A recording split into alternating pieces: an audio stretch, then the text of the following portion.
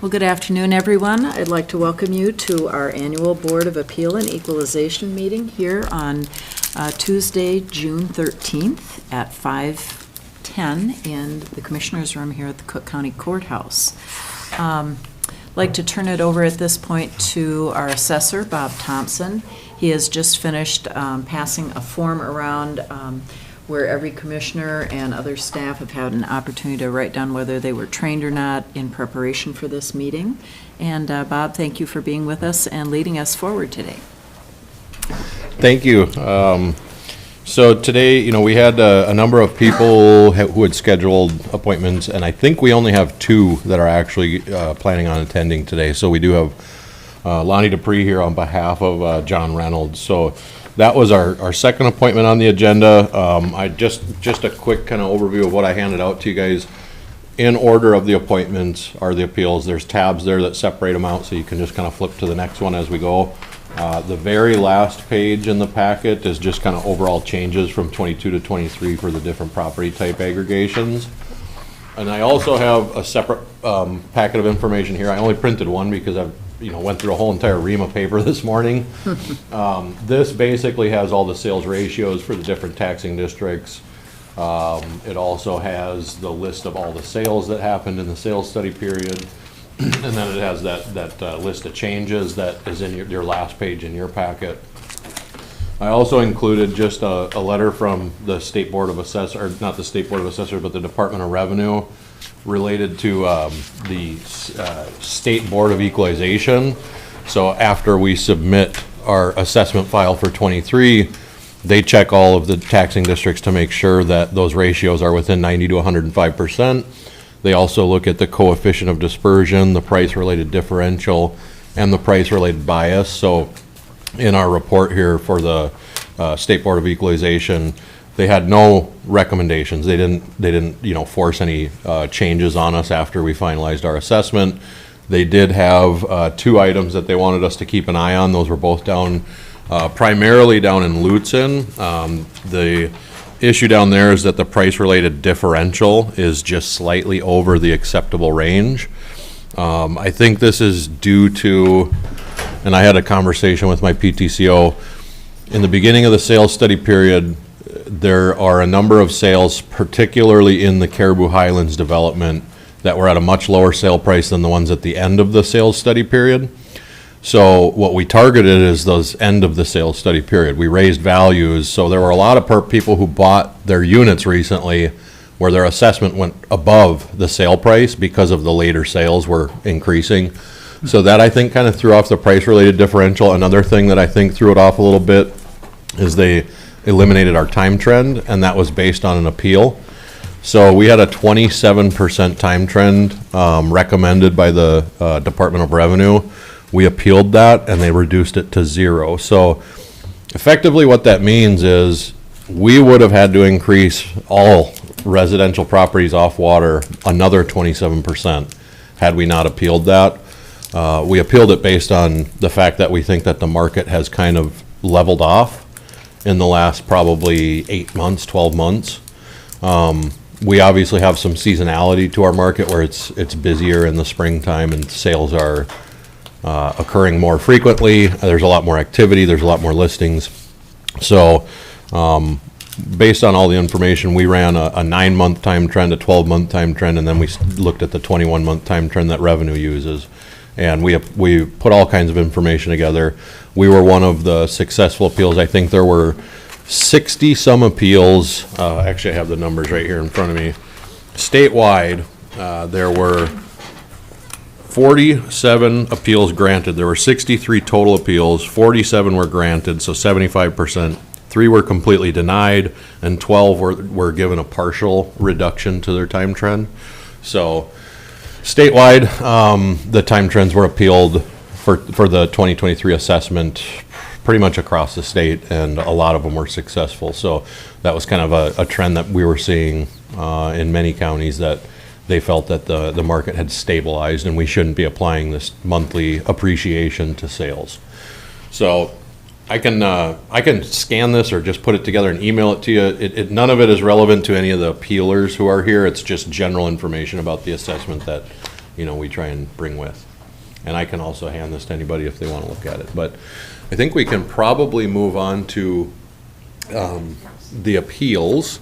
And the first one in your packet, we're just going to skip right over because they're no longer going to attend. They sent an email late in the afternoon here that they planned not to attend. They wanted to withdraw their appeal because they had spoke to a real estate attorney, they had spoke to appraisers and real estate agents and said that they were going to withdraw at this time, so.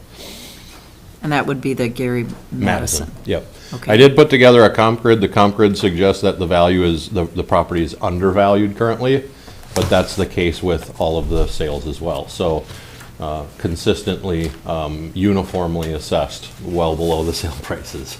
Okay, and then our second item was for Danny Carlson, who will not be attending. Oh, so Danny Carlson was the 510. So yeah, 520 was for John Reynolds with Lonnie presenting on his behalf. Okay. Danny Carlson also withdrew his appeal. There's information there if you guys are curious at all, but we're not making any recommendation. It's just going to stay as it is. Okay. And I think I can turn the floor over to you. We have a microphone there, a sign-in sheet, and then Rachel put together a packet of the information that the board, I gave to the board related to. Okay. Yeah, may I hand you them?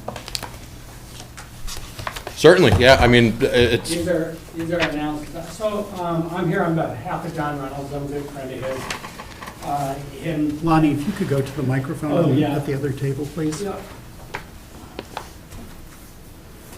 How many copies do you have there of that? Would you like one, Robert? I would love one, yes. Yeah, there you go. Thank you. And I printed 3. So we can do some sharing Yeah. Down there, right here, and down there. and down there. There you go. What about Ginny? I can go make copies. Okay.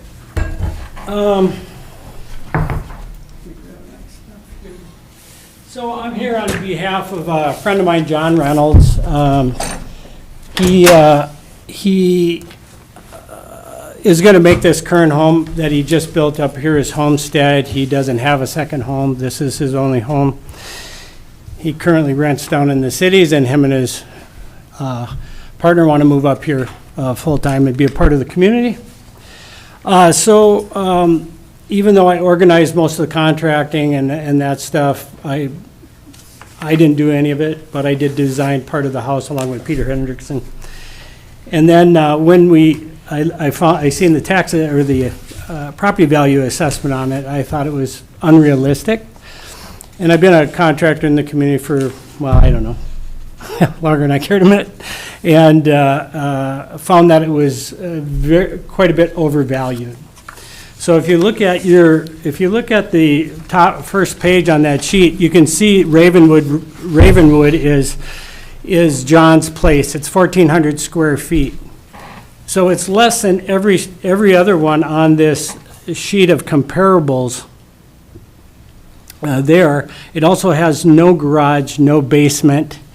It's currently over in this development that Tom Healy had that it really was designated as about 75% wetlands, but we were able to find a spot big enough for the house to go on. And we really didn't build, we really couldn't build any bigger than that. So it's 1,400 square feet.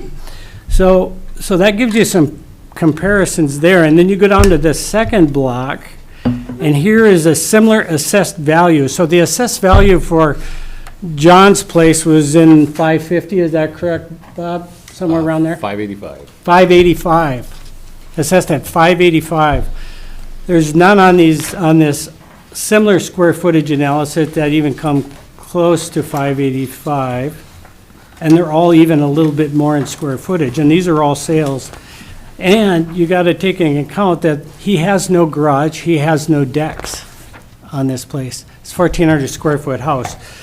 We skip over to the next page, similar house sizes. So you go down there, these are all, some have garages, they're at $299, so this is similar, what we believe should be assessed similarly at these comparables here, which are 9, 10, 11 comparables there similar to John's.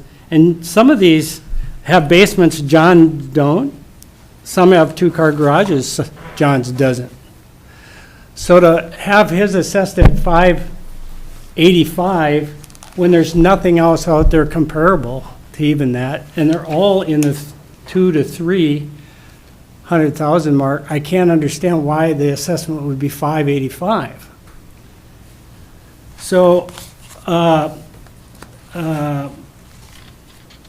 so you have these other comparisons that were assessed at around 500, like Robert had mentioned, and they all have, most of them have a garage, or they have 3 bedrooms. John only has 2. John has a bath and a half, 1 full bathroom and a bath and a half. These have 2.5 baths. Let's see, what else here? Most of them have 3 bathrooms. So there's absolutely no comparison if you take John's place and compare it to other places that are selling for 500,000 to 600,000. That it just doesn't. And it's all subjective. You know, what I might buy a house for 100,000, and what somebody else might buy the same house for 200,000. That's subjective. You got to have comparables. So what's more valuable to me might be less valuable to you. So it's really about what comparisons are out there that are similar to John's house, and we gave you those there. And I could come up more with at least 3 more here that I didn't give you because I didn't want to inundate with too much information, but it's grossly overestimated in the value of the place. That's my example. And this is some hard evidence right here that it is overvalued by probably 200,000 at minimum. So I've been here in this county 34 years. I've never come in and disputed taxes because I believe in paying fair taxes, but I also believe that they should be fair. And so I love this place, and so, you know, more taxes, the more things we get. And John lives on not on a road that's maintained. He has to maintain that road. So it's not maintained by the county, it's not maintained by the city. He has his own water and sewer there, so it's not city water and sewer. So it's everything he did there, he tried to eke out a little space there so him and his family could move up here. It's not his second home. It's not, you know, anything like that. He wants to make come up here and make a living and be part of the community. And I've been trying to help him through this process the whole time and finding land, finding contractors that will actually build a place for him, which is, as you know, really difficult in this county. And so I just wanted to present this on his behalf because he had a death in the family and couldn't be here. His mother passed away in South Africa. So anyways, I just wanted to give you this material, and I really appreciate you giving me time to bring this in and have you look at it. And if there's any questions, I'd be more than happy to answer any. Any questions for Lon? Here. Yes. How much land is included in this? 3 acres. 3 acres. I think it's 2 or 3, 2 acres. It's 3. Yeah, 2 or It's- 3 it's acres, the- and it's, if the land is located at the top of the hill to the left in that new development, it doesn't have a lake view. It's actually just at the top of the hill below where the gal has these trailers, and I forget, some trailers or some, used to be a shop. She shuttles people around in buses. It's up just across from, basically it's across from Harbor Light on the other side of the street going down the hill. Yeah, and so I've worked really hard too to help my friend Tom Healy sell those lots because they're it's a serious wetland issue there, and it took a lot of planning with your facility here to find buildable sites within the wetlands, and we were able to do it. It wasn't the development I did, but it was still hard to find a building site in there that was suitable. But we found one, and got the land at a reasonable price because of that. And John was the first one there, and now there's more people thinking, okay, well, if he can do this, we can do this, and so there's starting to be people that can build in there and become creative and try to make this their home. So one question I had in looking, I know you referred to 1.5 bathrooms. Yeah, And in the information that we have from the assessor's office, it says 1.75. There's a shower in both bathrooms, right? there is a shower in both. Yeah. So Okay. 1 3/4. I just wanted to clarify that. Okay, All right, thank you. yeah. Other questions? What, what isn't in there then to make it not a full bathroom? Tub. A tub would be a full. Oh. 3/4 would be the shower.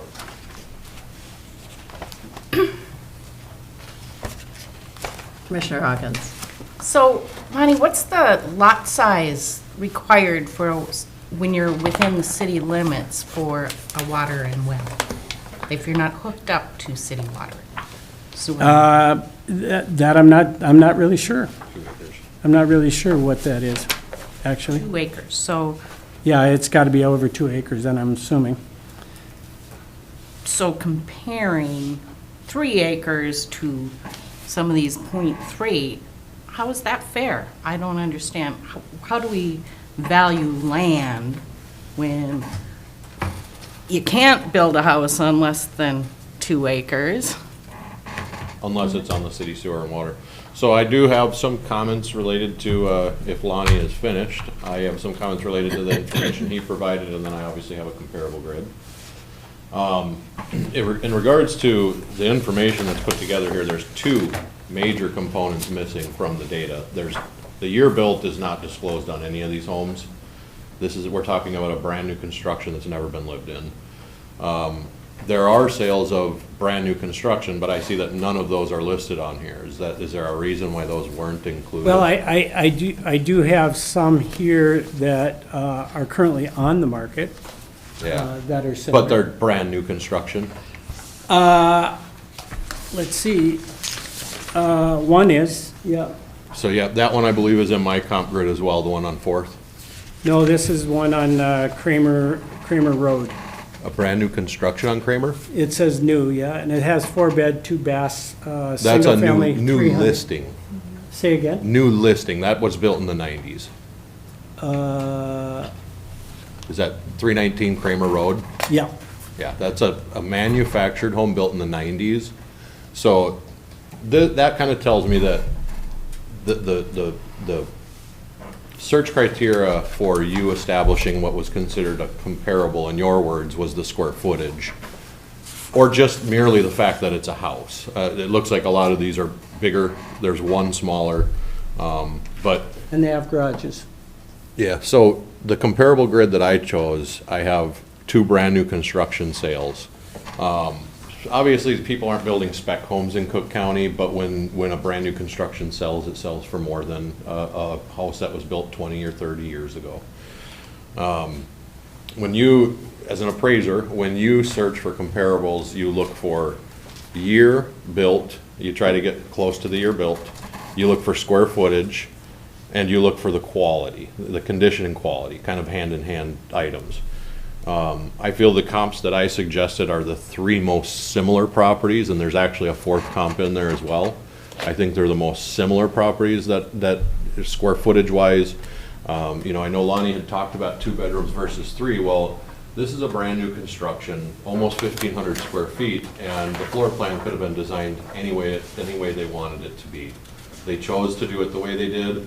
The 1 bedroom has like an office space built off of it that could have been another bedroom, but that wasn't what the user wanted, so they designed this house the way they designed it to be a 2 bedroom, 2 bath. As far as the wetlands, obviously, like Lonnie said, they found a build site, so the wetlands aren't really relevant to the valuation. I don't even think that the land value is in question because there are some sales in there, and our value is like 42,000, I think, on the land for 2023. Let me just double check that number. That's correct. Yeah, 53,700. So it did go up in '22. It used to be 43,000. Now there's been some sales in there. I know he had been trying to sell those for a while, and now that the real estate market's picked up, everything's selling. So, you know, one thing that really stands out about this whole thing that's interesting to me is I've never seen a contractor come in and appeal on behalf of someone. So clearly there's a relationship there that's not just contractor and consumer. Lonnie said he's a good friend of John's. So the cost to build the house was brought up a number of times by Mr. Reynolds and in fact by Lonnie, talking about, you know, the sweat equity that he put into it and how much he paid Lonnie to build and design this house doesn't amount to that assessment. Well, there is sweat equity, there's an entrepreneurial profit that's realized. Obviously, it's much easier to go out and buy a completely built house than to go through the 2-year, maybe plus process that it takes to build a house in Cook County.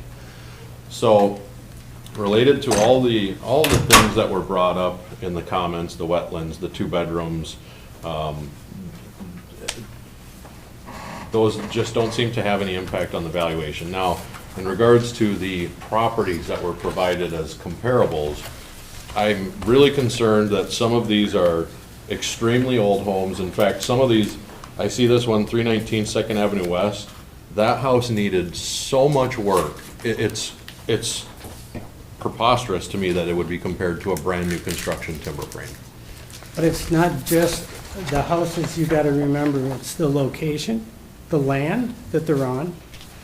And you gotta compare that, and what's valuable, what's worth 500,000 to you may be only worth 2,000 to this other person. So you can't look at something and say, oh, I'd pay $1 million for this, or I'd pay 200,000 for that. You have to have comparables, and some of the comparables that you had provided to us are not comparables. Okay, so that, To we'll get John's. into my comparables because I Because I mean, I they're- could go through. Because they either have garages, or they have more bedrooms, or more bathrooms, or they're not even located in this area, they're in Lutzen, or they're on the lake, or they're on a really choice piece of property. This Right, is not you chose that. properties that are not comparable to the subject, so that's what I'm saying. Now, I'll go into the comp grid that I put together, and you can point out to me what you feel makes those properties not similar. So you do have a copy, you should have a copy of this. It's the comp grid here, I emailed this to you and to John a week ago.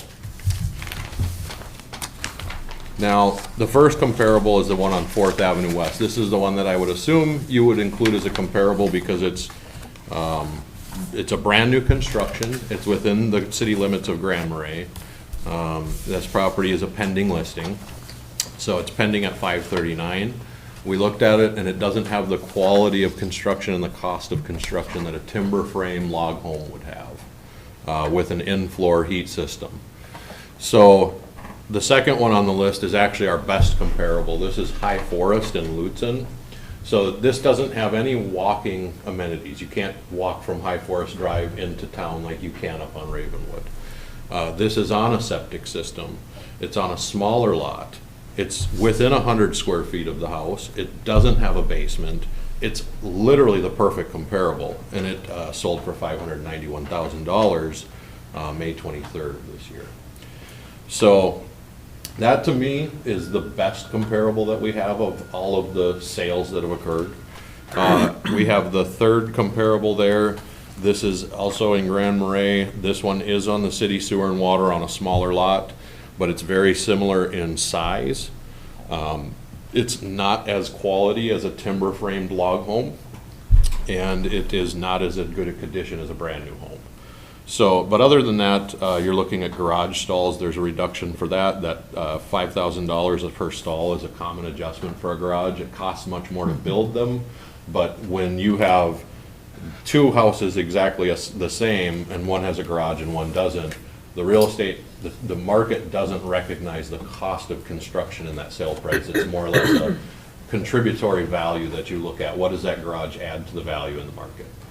So with the comps that I've put together, the range is from 528 to 591. The best comp is the top end, 591. It's a new construction. These are very rare to sell in Cook County. In fact, prior to these couple of new construction sales, the only ones I can think of off the top of my head would be the 3 homes that were built up there on the Gunflint Trail by Anton Moody, and he lives in one of those. The other 2 sold, but spec homes just aren't common in Cook County. You don't see people building brand new homes and putting them on the market. So we've got the 2 new construction sales. We've got the 2 best sales that I found of all the sales in Grand Marais proper, considering the square footage and the age, primarily. I mean, square footage and age, to me, are the 2 biggest components in a comparison of properties, whereas, you know, the list that we have here from Lonnie, unfortunately, doesn't take into account that age, quality, or condition. Those are the biggest factors in looking at why one house sells for more than another. If all of these were actually similar properties, they would have similar sale prices. And you can see one of these sold for $160,000 while one sold for $450,000. How are those similar properties? Why would those both be comparable to this brand new construction? So I think that the data that's been provided isn't the best reflection. It isn't the best data to use to set a basis for valuation. And, you know, in my, I guess my closing comments would be that new construction in Cook County is not frequently being sold. People are building for their uses, for their purpose. We do happen to be lucky enough to have sales that actually were utilized in this comp grid. They were good enough to be comparables, and I think those are the most similar properties that somebody would be considering. In other words, the people who bought these homes would consider this house a substitute replacement for the same price. Similar square footage, similar utility, and similar quality and age. In fact, the log home is, the log and timber features of that are something that would be more desirable, in my opinion, than a house with drywall and tongue and groove. So I'll leave it for questions. I have two comments. 2 of these comparables he's providing is 700 square feet over what John's is, right? So 700 square feet, that's a lot of house. You know, that's an extra 24 by whatever, 24 foot by 30 foot house. So you can't, that's not comparable. And whether it's a log home or a timber frame or a modular built out of thing, you still, modular built out of Wisconsin, you still, which are high quality by the way, and it's what I'm telling people to go with now because you can't get contractors to build here because everybody's so busy. So the best solution is to get a modular home built, I feel. So that's what I tell people. So those 2 comparisons, you're talking 700 square feet more each one of those 2 comparisons. So you can't really qualify. That drops us down to 2, and plus they're all a story and a half. John's is 1 level. John's is a 1 level. And thank you for bringing that up. Slab on grade. Because 1 story is more desirable in the market. 1 level living is more desirable because it eliminates that stairway. Well, it's more desirable for you, but it might not be more desirable for somebody else, so that's subjective. The other,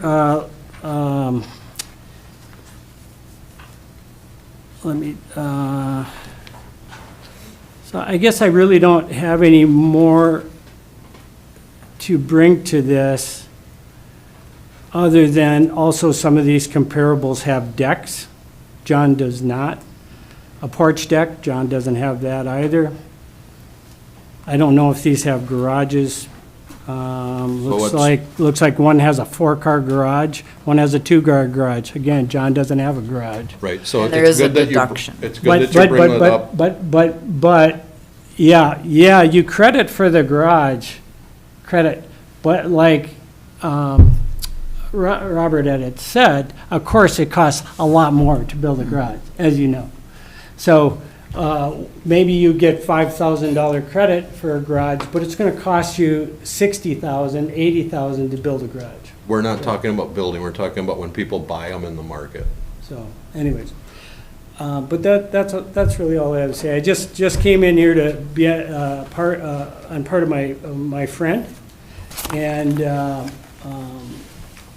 yeah. So I just noticed this. I noticed this, and I had to do something for it, and I just felt it's way overpriced. He wants to be part of the community, wants to pay his fair share in taxes. That's not an issue. We know our taxes go to good work. We're not about not paying taxes or anything like that. You know, they all in this county, they go to good places. I'm not worried about that part. It's just I want to be fair, and they're really struggling to make life changes on their end to be able to get up here to be part of this community, because they would be both assets to this community, and that's why I'm here.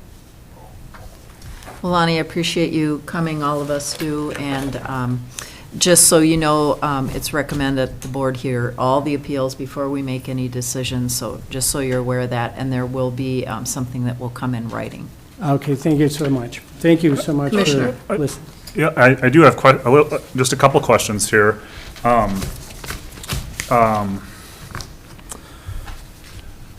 Every time I open the Northern Wilds and look at the real estate listings, I'm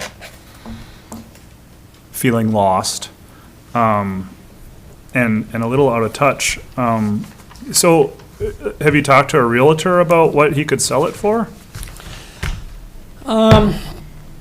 I haven't, of course, I have not talked to a realtor what they could sell it for, and it's,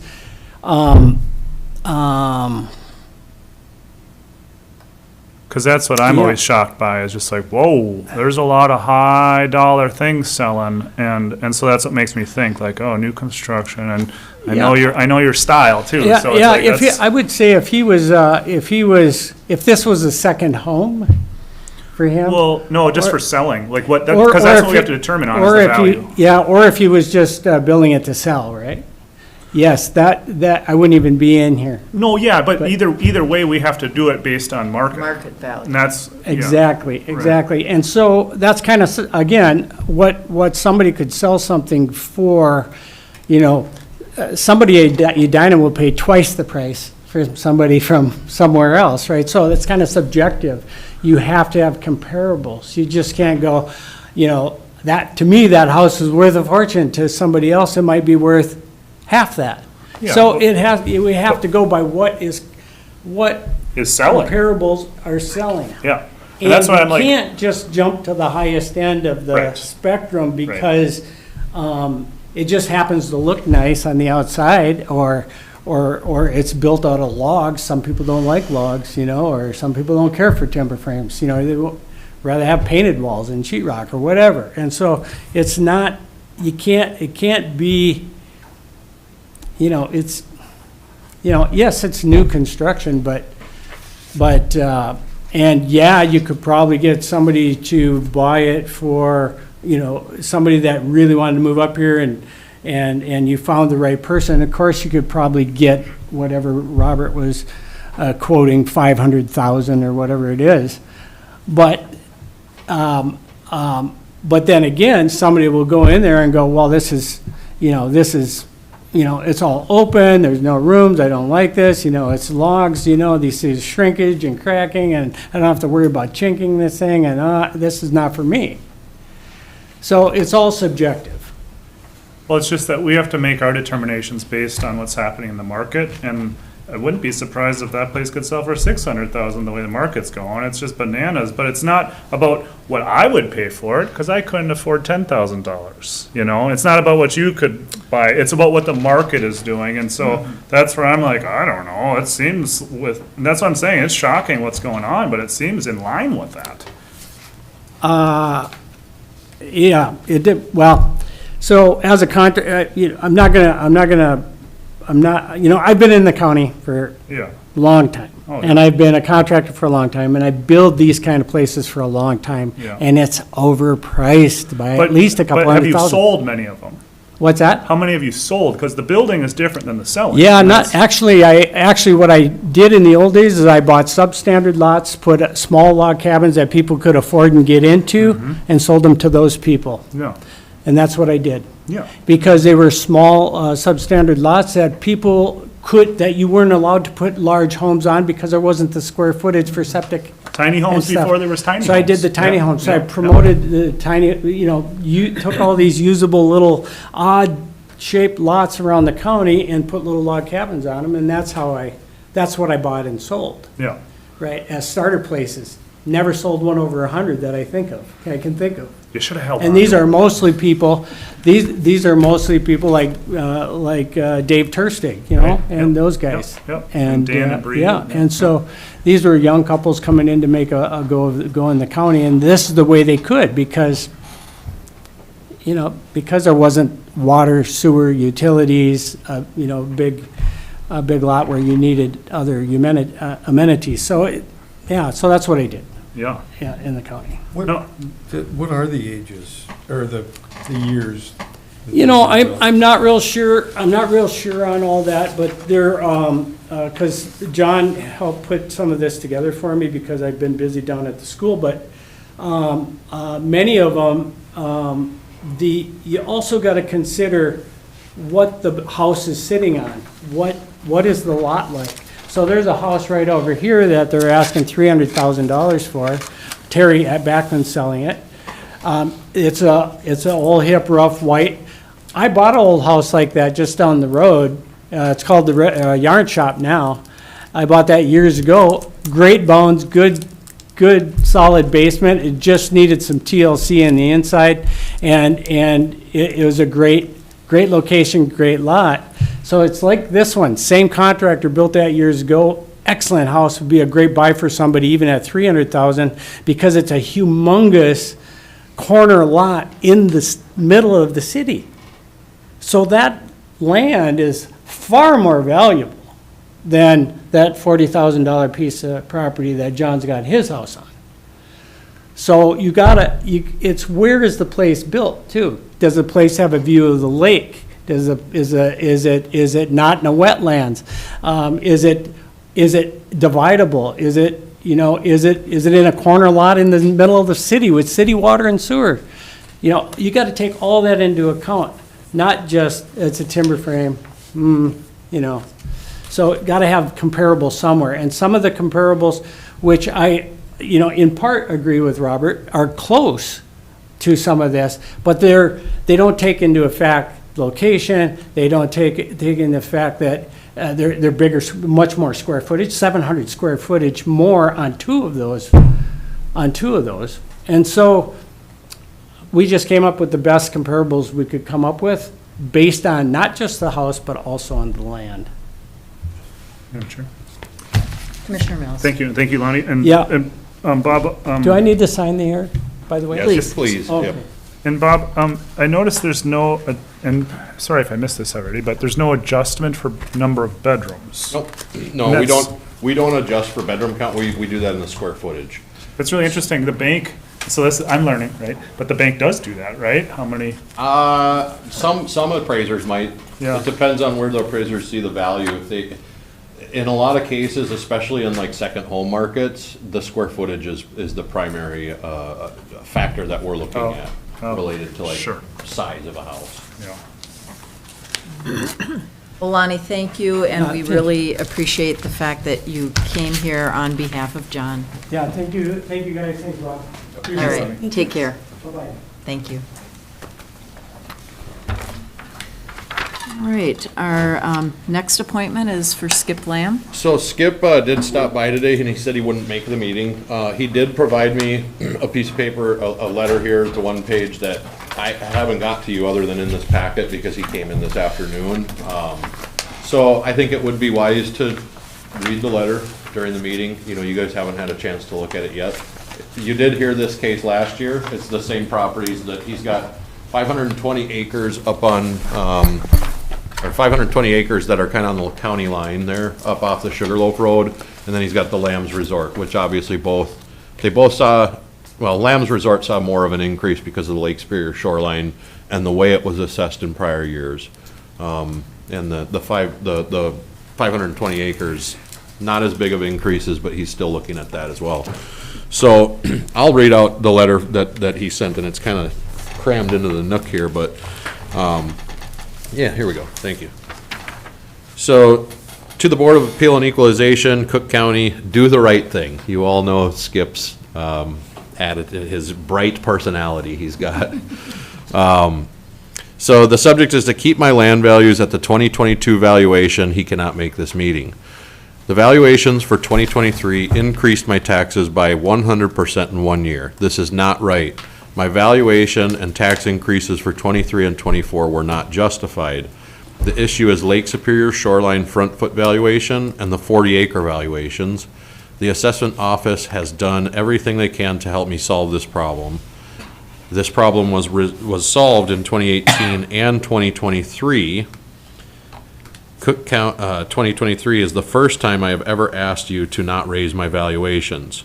I have been in the business in Cook County since 1965, and the future of these kinds of raises will jeopardize my future business.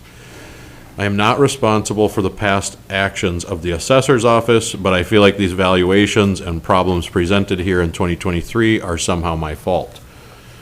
There are no sales for comparison of Lake Superior shoreline over 2,500 feet, and no sales of family resorts like mine. There are no sales for comparison of 520 acres of managed forest land like mine. Treat me the same as Lakeshore on Lake Superior in Cook and Lake County. Same lake, same state, same type of family resorts, which are my competition. Competition is returning to pre-COVID for cabins and camping. My compensation is real, including nonprofit. My competition is real, including nonprofit, state parks, city parks, and U.S. Forest Service and county parks. My 40s abut Lake County, forest managed land in the Finland State Forest. Their 40s are 1,000 an acre, some as low as 800. Treat my 40s the same as other forest land, which mine have been in since 1990. The others are from Minnesota Power, DNR, Finland State Forest, the United States Forest Service, logging companies. 40s all need to be equal, reflect large holdings and lower values. My revaluation in 2018 was settled because no major revaluation was to occur in the next 5 years when I met and solved all of the issues with the assessor. If my Lakeshore and 40s were in Lake County, they would be much less, nearly 50%. I only support 4 families and 7 or 8 seasonal employees, and I need the Lakeshore to do this. My payroll cost liabilities is the definition of small family business, soon to become outdated completely at the present rate of lost business. Corporations and investor-owned facilities are taking over Cook County. I can only hope you understand this and will find a way as my elected representatives to solve this problem. I'm asking you to set the 2022 value to 2022 value in order to adjust this injustice of the 2023 evaluation and now 2024 evaluation. The request will equalize the 23 value and 100% increase in 1 year. I'm not looking for a Band-Aid. Do the right thing and solve this tax problem. Sincerely, Skip Lamb. So, similar to the conversation that the concerns that Skip brought up at last year's meeting, I did attach all of the same information that I had included in the prior appeal. We do have one additional sale of, and that is included, there's a page where it's showing a large carve out on the map of in a red color. That's Skip's land. That's the 520 acres. The sale we had last year at the Board of Appeals is that blue color where it sold for $670,000 for 210 acres. And now we have a more recent sale. This one just closed.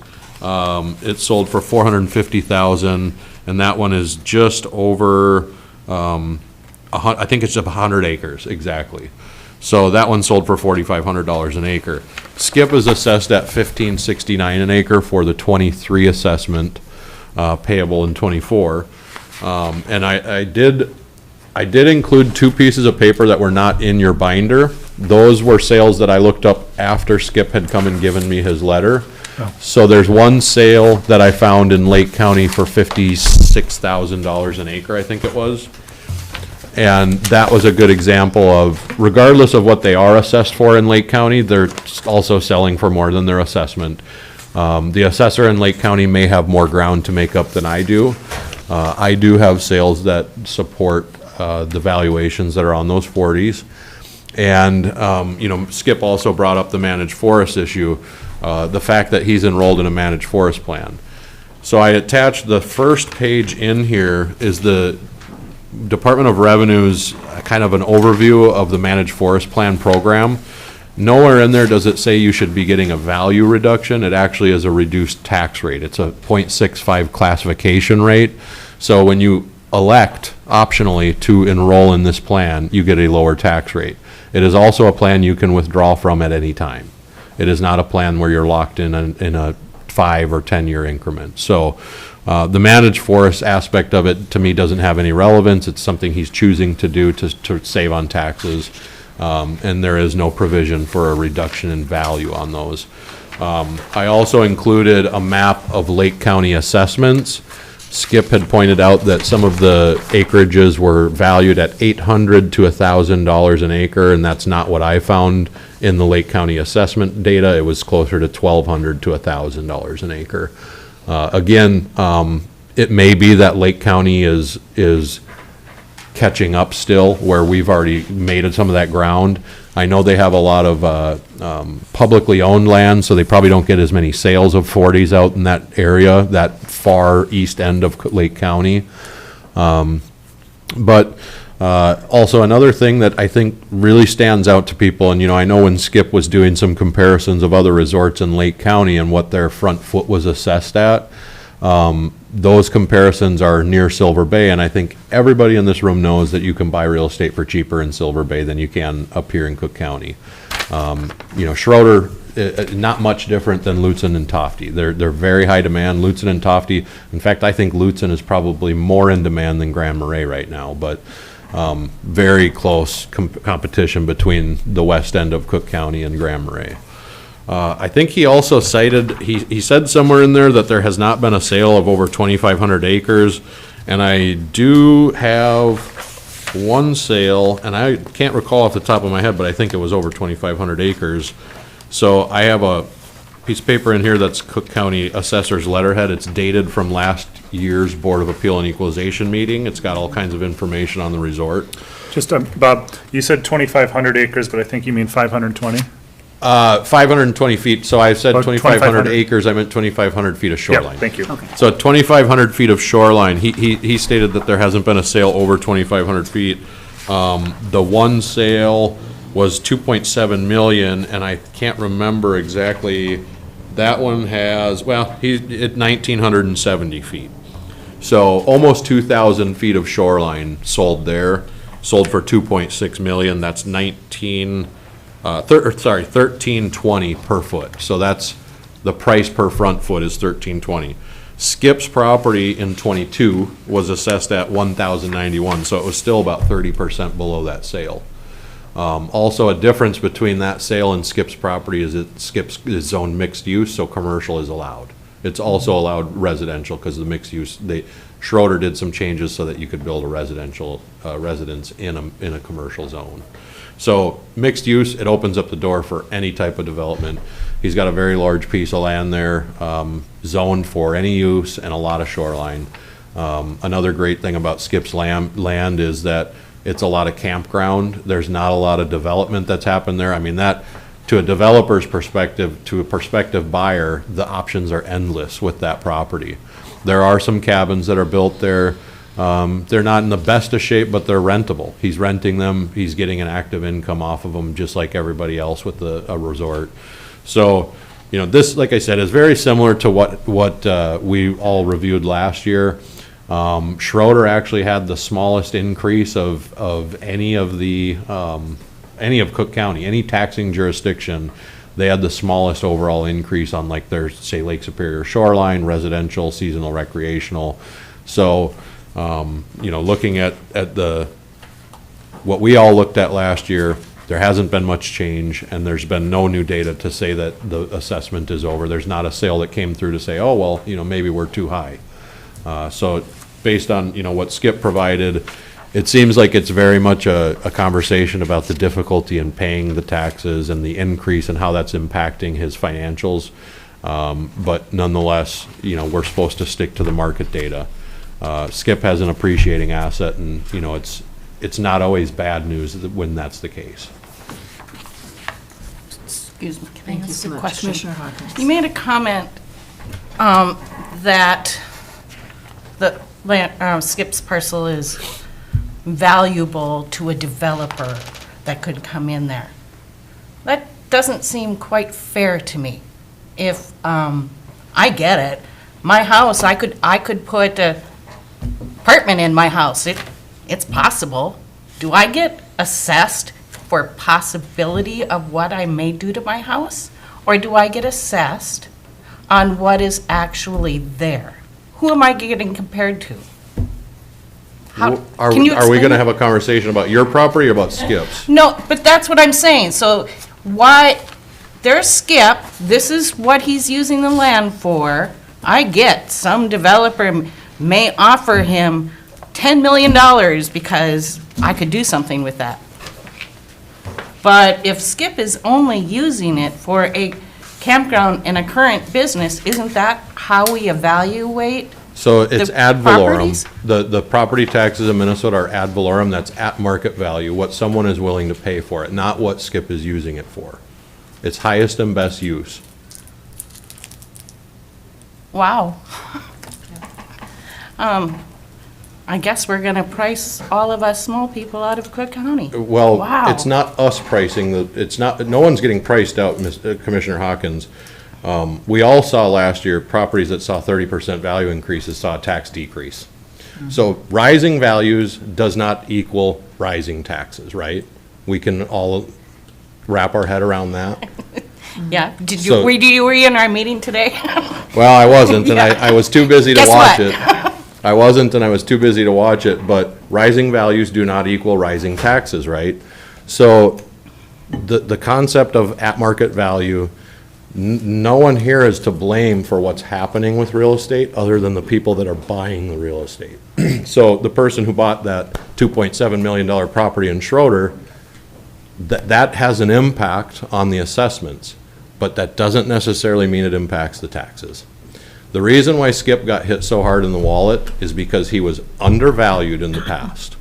There was a special treatment where over 2,000 feet of shoreline were on the lowest tier of valuation. It was done by a previous appraiser or assessor in the office, and we corrected it. We equalized it so that he's being taxed no different than anyone else who has that amount of footage.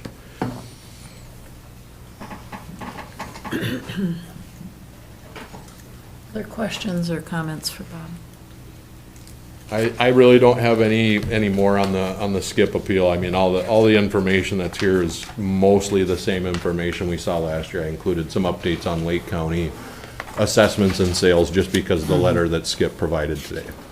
All right, well, thank you. Well, I think at this time, I see that Barbara Collins is here. I think we should move on to our fifth appeal. All right, so we have Mrs. Collins, and Rachel actually had the pleasure of going and visiting the property today. I had Kyle accompany her so that they could hold the tape measure and kind of double team this one. I think we'll offer Ms. Collins some time to come up, and you can, present some information to the board, and then I'll respond, follow up. Okay, so, So there's a microphone there for you, Barbara, and a place to sign in as well.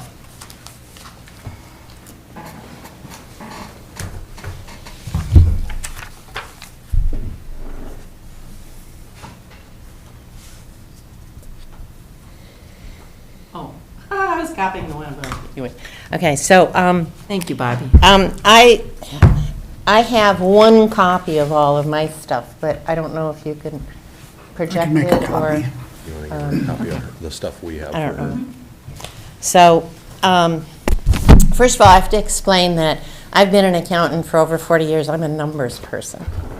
And, well, one at a time, I was going to talk about each of them. But I don't know if, I don't know if anybody needs to see them or not. If you just project them if somebody wants to see them, okay? Can you do that? You can't project, Oh, you can't. Okay. but I can make copies. I'll do that. Okay. Well, yeah. We can pause for just a minute, well, or I can have Rachel run out and make some copies. You pick up. Thank you, It'll Rachel. be real quick. And I'll let you have this too. Okay, so I guess I should talk into the microphone. Back in the day, we had a word we used to use, GIGO, and it means garbage in, garbage out. And so I am not here specifically to talk about the valuation. I'm here to talk about what information was put into the computer to come up with this evaluation. And one of the things, okay, so first of all, I was starting out with my valuation notice that I received for this year. And I was neglectful last year because my parcel report suddenly showed that my house has been under construction for over 6 years now. It's still not done. And but my parcel reports every year showed that the gross building area for my house was 2,670 feet. Suddenly, in the prior year, the gross building area increased to 3,220. So that was an increase of 550 square feet. I didn't notice it, but one of the things that's disturbing to me is that this information is not part of what is mailed. What's mailed is just the numbers, and so anyways, but I did find this information on the internet, and I did not respond to it then, but I'm responding to it now, in that when Rachel was out there, and one of the copies I have shows my CAD. I designed my house. I bought professional CAD software, and so on my software, it shows the square footage for each level in my home. And I did bring my big sheets of paper. When Rachel was there today, she verified that, yes, this information that the county has did agree with what my actual, and this is what I keep referring to here tonight. I'll just look it over here. This is this is what I couldn't make a copy of. And this shows the exact dimensions of everything because my house is SIPs, and so the computer created my SIPs out of this stuff. So, and she did look at it today, she took a picture of it, she did agree that the numbers that you have on record agree that the numbers that the county has are rounded. But we agreed that the numbers the county has are correct. However, the 550 square feet was added at some point in time. Rachel told me today that she was the one that entered all the information into the system, but she said she didn't enter that. And so, according to a conversation with Mr. Thompson, he said that he saw that I had a window into the attic space, and so he had decided that the attic was living space. So Rachel and Kyle came out today, and I'd like for Rachel to come back and share what they did learn when she was there. The biggest issue is my attic is not and will never be finished living area. It is blocked by a large beam that goes across the stairway. I knew that beam was going to be there. I made the decision to put that stairway in anyways because my only other alternative to not script the total floor plan was to have one of those dropped out, those pull down things that are so, I hate them. They just feel, insecure and dangerous, whatever. So I decided to go ahead and put that stairway in, even though I knew it would be blocking the stairway. And so the way it is right now, I couldn't even get any furniture up there. Laughingly, I showed him, hey, I have a table up there. It was a card table. So I couldn't get any furniture up there, and it's not heated. There's, there's plywood for a floor, but there's no, these windows are not even trimmed on the inside. And she took pictures of all this stuff, so I would hope that she'll come back and be able to report what she and Kyle saw today. And so, but what troubles me is that she got back to me today, and she said that they reduced my square footage to take that out of my square footage, and in the process of doing so, the value of my property went up. And I asked her about, well, what changes did she make, and I wish she was here so that I could. She should be back any Okay. second if you want to wait. Yeah. Okay, yeah, well, I should wait until she's back, because, but one thing she did tell me, one of the things that she's copying there was a report that I got from the county before, and this is, what's on here, and it shows how everything is calculated, and the only thing, well, I'll wait till she gets back, but she did say that I cannot get, she said that after tonight, I can get a new copy of what the computer says I have, but I can't have it until after I come here tonight. I said I wanted it ahead of time, and she says, well, I can't have it ahead of time. So she just gave me a magic number of how my valuation has increased by,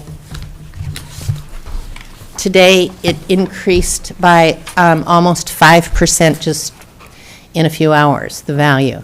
And it had already increased a lot. I've never, ever before complained about property taxes. I understand that we have services and they need to be paid for, and everyone in the county is complaining because their valuations, and I haven't been one of them. But the thing is that I don't have any real solid way of determining what my property value is because my house is under construction, and there's, it's the whole process is very complicated and confusing. But what I was saying about what would the market bear, I'll tell you right now that if somebody came to buy my property when it's still under construction, not many people would be interested in buying it. Nobody wants to buy something that, so just on that basis, the property value should go down. That was just interpreting it. So, thank you. So, Rachel, I was waiting for you to come back because the part that I'm very confused about is how you told me that you had reduced the square footage and the value of my property went up. I calculated it went up by $55,000, which is almost 5%, 4.89%. And what you had told me is that you did change my, I have 6 decks. There's 3 deck areas, but they have an upper level and lower level. And you said that you had changed some to screen. How many did you change to be screened in? Huh? 3, that's correct, okay. So 3 of them were screened in. But I don't understand why by changing 3 decks into screened in would raise my property value by $55,000. That just doesn't, I don't understand. And so when I asked her what changes she made, she said, well, something or another was changed to a 2A1 and something else was changed to a 2A3, and that means nothing to me. What I need to know is why is decreasing my square footage has resulted in an increase in my valuation from what was mailed out to me, and it's now gone up to, and oh, by the way, she gave me this number 1183, and there was some change on there. I don't know what it was, so it's actually more than the 55.2. I don't know what the 3 digits are that are supposed to go after the 1183. So that's what I need to find out is what happened. Why? What is? I don't understand. If somebody would please explain this to me. I'd be happy to explain this. So effectively, the county assessor reviews properties every 5 years during the quintile. We review properties when they pull a permit, and we review properties when a taxpayer calls and says that they want a review done because they're appealing their valuation or classification. So 3 times where we look at detailed property records.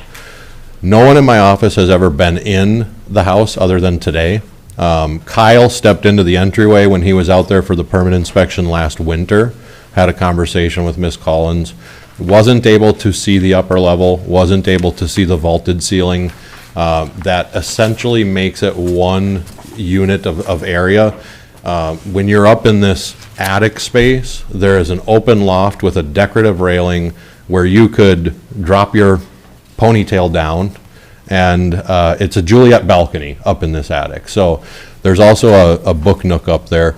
So there were some things that we were not aware of that we became aware of after this inspection. So we don't come out to say, okay, we're looking for anything to reduce or to eliminate and reduce. That's not what we're doing out there. We're looking to make sure that the record is correct, right?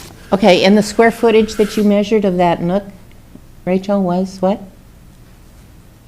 The book. The book nook was about 7 by 10 approximately, so 7 square feet. So, and that's So not. adding 70 square feet. Nope, I'm not saying that. I'm saying you had vaulted ceilings that were not accounted for. You had screen porches that were not accounted for. Okay.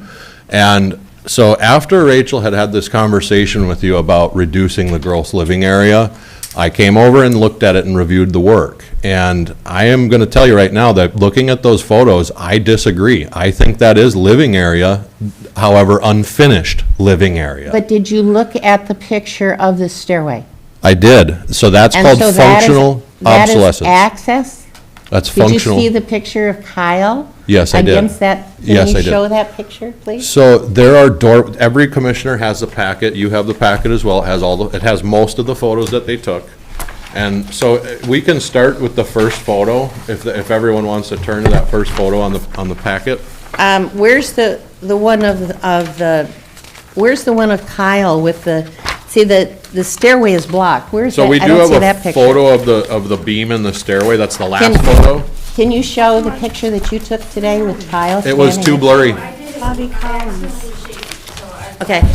I have a picture on my phone of my tile guy standing there that I would like to share with everyone. Is there a way I can share it, other than just passing my phone around? So I just want to, I'll bring this to everyone's attention.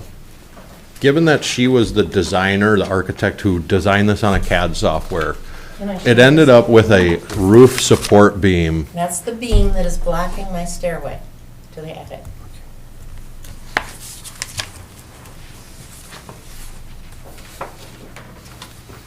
Okay.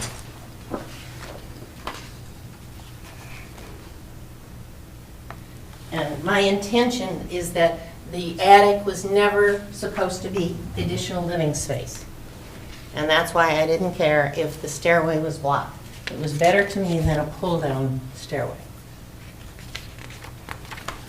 So, again, I just want to start with the fact that this was not an architecturally designed home. This was designed on CAD software.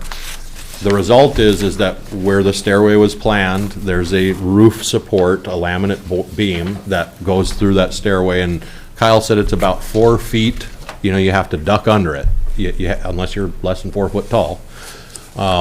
So it's a very unique situation. It's not something that they train you for in appraisal software or in appraisal schooling.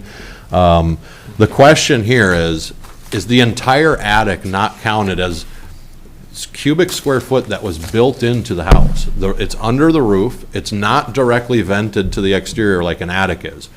An attic is something that it ventilates. It's actually part of the utility or the functionality of the house, where it vents the excess heat out the roof so that you don't get these ice dams. An attic space is vented directly to the exterior, whereas the difference is here, this upper level is climate controlled. No, it's not. It's sealed. No, it is not. There's radiant heat coming up. Would you open all the windows up there and leave them open all winter? No, you wouldn't, because you'd lose a lot of heat that way.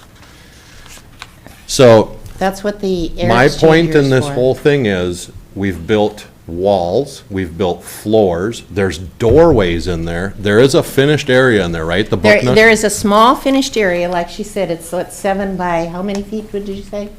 So we're supposed to ignore all of the area you walk through to get to the book nook and say that doesn't count? That area, if I ever use it, right now, it's potential. It's potential. Because, and what I found on the internet is that if it has a permanent ladder or stairway, and so someday my intent is, and I haven't decided, at some point in time, I would like to build some access to it from the upper level. And if so, one of my considerations is, because I had to learn all this stuff on all my windows, if they were close enough to a stairway, I have tempered glass and the window below there is not tempered. So I would have to pay attention to code, because everything that I did, I made sure I knew what code was. And so if I do have a stairway, it would have to be quite steep so that it doesn't, it's not too close to that window to require the glass to be replaced and it's tempered. But I haven't made that decision yet. So right now it is potential. And it does have walls, it doesn't have any flooring, it doesn't have, I mean, the heat, yeah, because heat rises, so I could have no heat on the second floor and just, I mean, so if there's heat up there, it's not by design. As a matter of fact, as I explained to Kyle and Rachel, that the entrance at that stairway, at some point in time, I may have to frame it in and put a door. If I lose too much heat going up there, then I'll have to put a door in there to keep the heat down. I don't know yet how it's going to work out. This is very intentionally designed, decorative railing opening up to the lower level. Yes. Why would you do that in an attic? I specifically made a little loft area there that at some point in time, right now it's just for visual. Right now it's because they already had the 2x4s up there, and I said, wait a minute, this would be really cool. So they took the 2x4s out, they put the support in there. So the support is in there to have that open space. It's not accessible right now. It's potential. And so I'm fine if you want to add the square footage of that small area.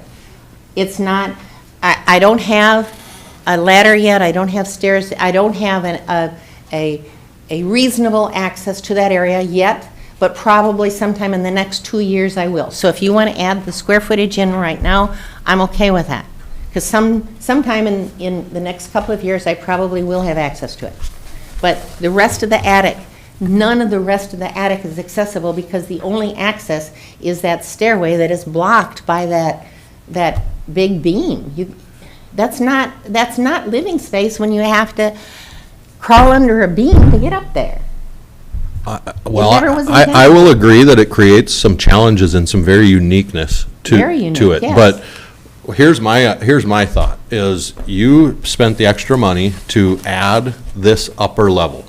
I spent the money to put a roof to hold my solar panels. The only reason there is an attic there is to hold my solar panels. That is the whole. But there's a book nook in there? Huh? There's a No, book. that was an after the fact. That was not part of the original design. It was an add after the fact. And if that nook is used, it will be accessed from the bedroom below it, not from the attic. And yes, if So, you want to count, if you want to can make I- such a big deal out of that little space, fine. Add the square footage in for that. But the rest of the attic is not finished. The access to the rest of the attic is from that one and only staircase, which is blocked by that massive beam, and it is not, I can't even get a bed up there. So I would like to give some information, if I could.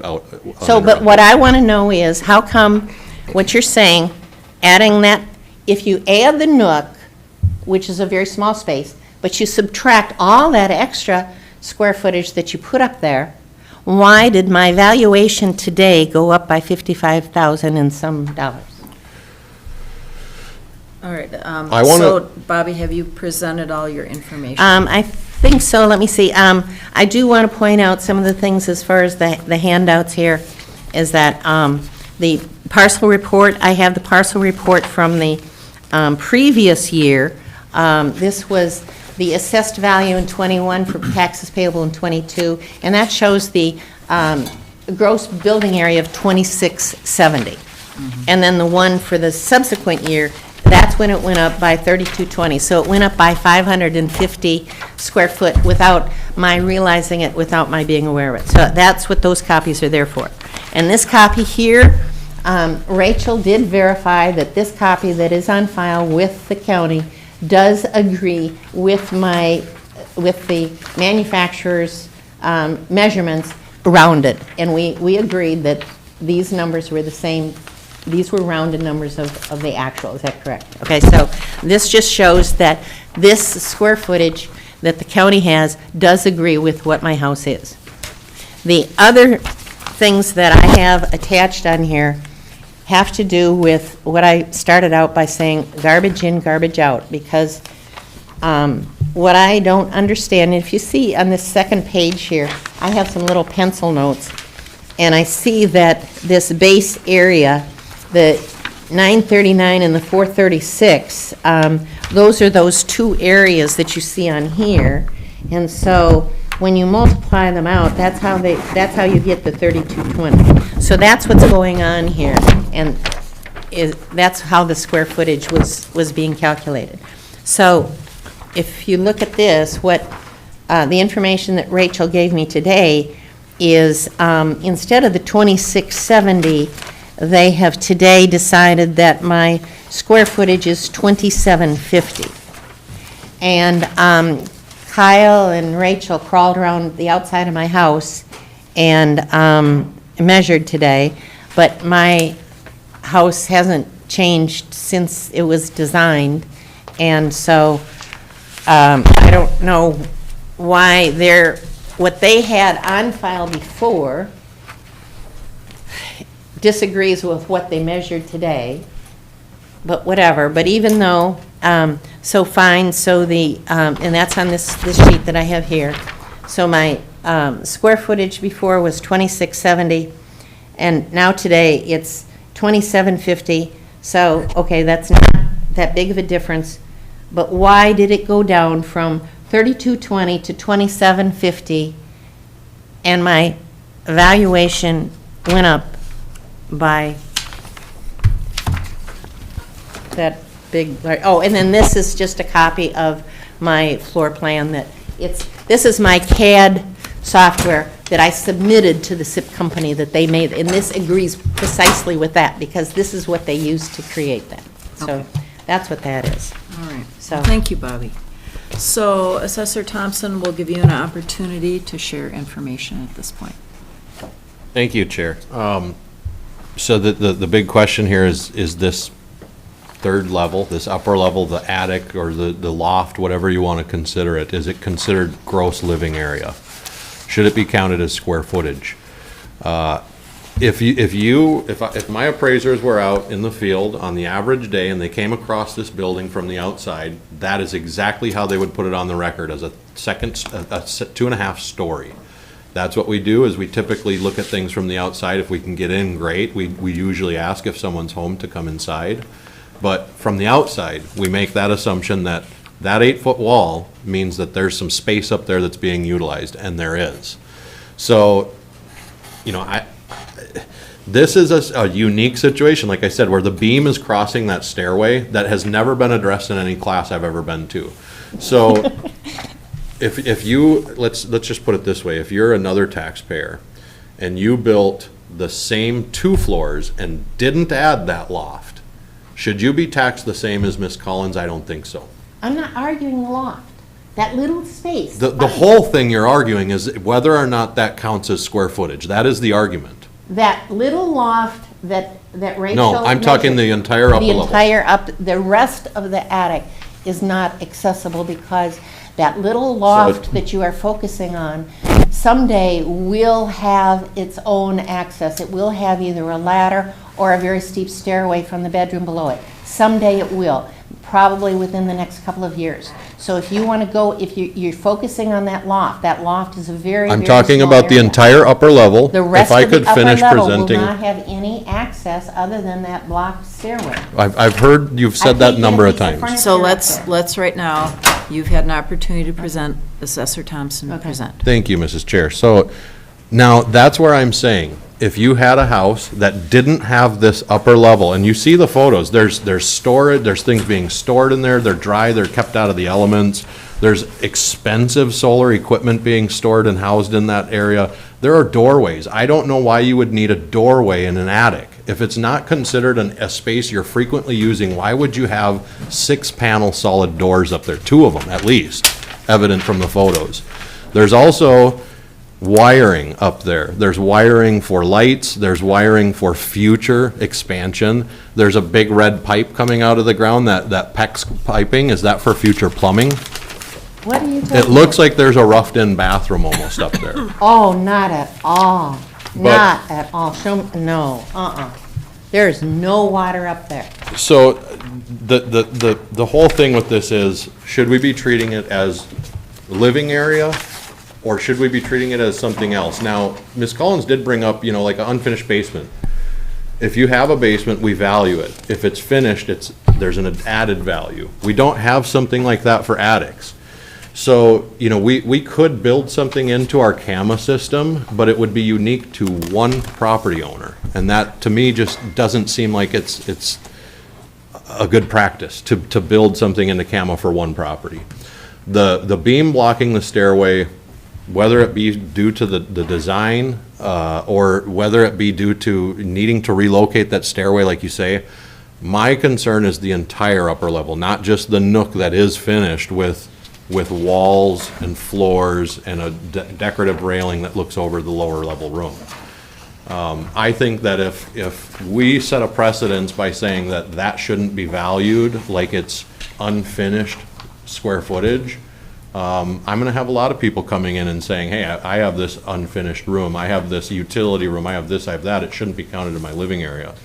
It's a unique situation that, at the end of the day, when I had a conversation with Ms. Collins, she said, I'm not concerned about the value, I just want the square footage right. But the value has come up a number of times here today. The $50,000 increase that Rachel suggested after the inspection, we found the vaults and the screen porches.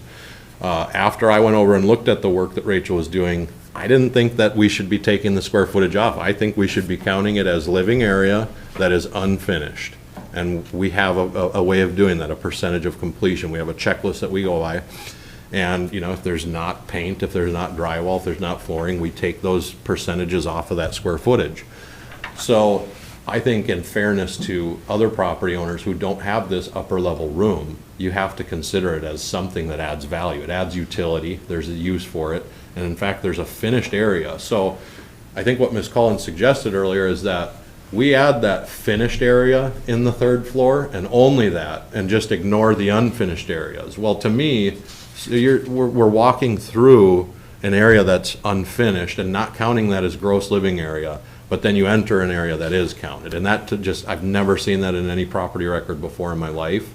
I've never seen a beam crossing the stair in any property before in my Okay, life. and so, because it is unique, So, it is blocking that stairway. right. You cannot walk under it, and so. There were 2 assessors up there today. They Yes. were able to get by it. So and- Yes, what you I'd have like to- to do at this point, we've had each of you present information. Are there any questions that commissioners have, either for Ms. Collins or for Assessor Thompson?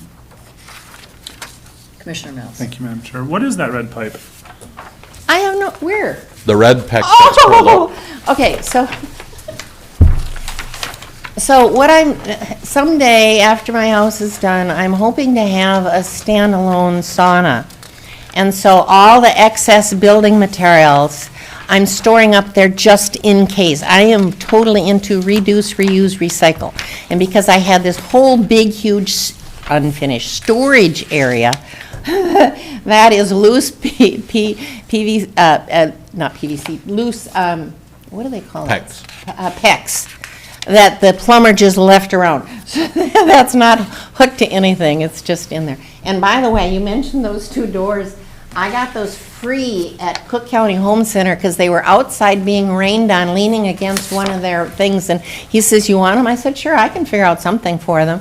And so that's why I have those 2 really nice doors that are rain stained. Any other questions that commissioners have? All right, well, thank you, Bobby. I do have one other comment that Mr. Thompson said about every time, every year, someone from the assessor's office has come out and they've asked me questions. You know, how much is this done? And, you know, is the sheetrock done? Yada, yada, yada. And I've answered every single question accurately whenever they've come. They have never, ever asked to look at anything. I didn't know looking at anything was part of the process. If anybody had ever asked, can I look, I would have said yes, because every time they asked me, I was answering all the questions accurately. And so if they had said, can we look, I would have said yes, come in. Nobody ever asked. So I don't know, you know, I've never built a house before. I was, you know, especially in Cook County. So I don't know what the procedure is supposed to be. But he mentioned that I never let anybody in. Well, nobody ever asked. So. Well, thank you, we appreciate it. All right, we're going to go on to our next property, which is the property of Diane Silver. Property ID 2201-1270. So Miss Silver did not submit any information, and she is not here. She wasn't responding to my emails for the last couple of weeks. So we don't have anything here for Miss Silver. We do have the information she presented at the Schroeder local board. So are there any remarks that you would like to share based on that? Effectively, I don't have any comments. I typed up a whole response to the concerns that she brought up, and effectively, you know, what we got down to it was that the square footage was not accurately reflected in the grid that she put together. So I put together my own grid where that information was corrected, and then also updated the assessment information on all the other properties so that they were reflecting the actual 23 assessment, and then analyzing it and giving a comparison. And at the end of the day, what I found is that when you kind of eliminate some of those outlier properties, the value of Miss Silver's property is $138 a square foot, and the average of those properties that are more similar to hers was over 140. So, you know, the letter that, you know, she had highlighted felt like she was being valued over what any other property she was able to identify was. And it just isn't the case when you actually count the square footage accurately. Can I ask a Commissioner question Hawkins. about that square footage again? Because it sounds like this is another issue. And how do you determine if that was there a heat source in that extra? So in Miss Square Silver's, footage. there's not a heat source up there. It's just radiant heat from the lower level. Is it open? It's a stairway, yep. Is there a door on that stairway? I don't know. Andrew was the appraiser who went to that property. So, as far as Miss Silver's property goes, it was very common for a 1950s built house to not have heat in that upper level, and if they ever needed it, they would add electric baseboard heat. It's a you know, effective way to add that heated space up there if you need it. Miss Silver's does have carpeting. It has a stairway going up there. It has wall surface, painted wall surface. So it's looking at it from the outside type of situation where you see there's windows up there and you see that there's a increased wall height in the upper level. If you look at that in comparison to a property that does not have that upper level, it's a significant difference in the cost to build. There's a different utility of that upper level, and the cost of what it would take to add that heat is probably just a few $1,000s running electrical and having an electric heat installed. So again, you know, what I kind of went back to is saying, if you had a one-story property and you had Miss Silver's right next to it with this upper level that's finished but doesn't have heat, should they be valued the same? I don't think they should. I think that she should be including that property has to include that upper level square footage. It's an easy concept, you know, from my perspective. Every single 1.5 story, in fact, I think Commissioner Storley has a 1.5 story. Do you have heat up there? It's being valued as a 1.5 story, just like every other 1.5 story. So there's no deduction because you don't have heat? We did reduce the property value last year. Andrew went and did an inspection. In fact, she was at $255 last year. Andrew went and did that inspection, and because of the heat, and it wasn't super updated inside. It does have newer, has a newer roof, and I think the siding is somewhat new, and maybe it's just maintained well, but we did do a reduction for the lack of heat last year. We actually reduced the quality of the whole entire house. But you didn't do it this year? I'm No, we didn't confused. reduce Okay. it twice in a row for the same thing. Okay. But, so what it boils All right. down to is the property overvalued? And at 317, I can tell you it's not. That you can't buy a house for 300,000 in this county with a toilet, let alone 10 commercial acres right on Highway 61 with a 70-foot pole building. Makes me sick. Any other questions commissioners have for Assessor Thompson?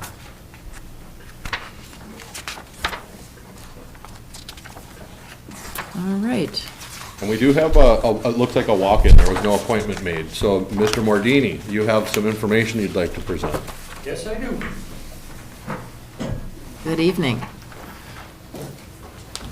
There's a place for you to sign in right there.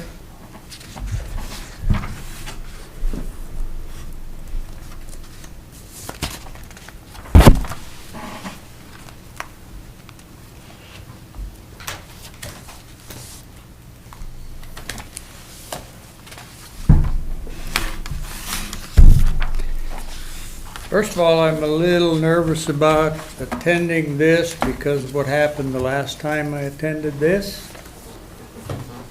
Mr. Mills, I'm sure you remember. Mr. Smith I remember Mr. Smith. and the false accusations. And when I talked to Ms. Hicken about it, I was told that was an appropriate response. And that response, according to Minnesota statute,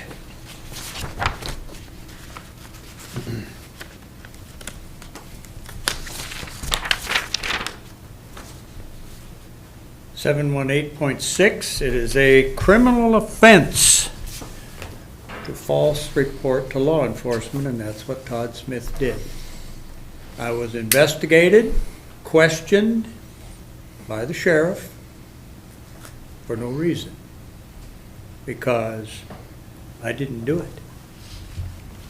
Now, I've had some instances in this courthouse with dishonesty, ignored, refused,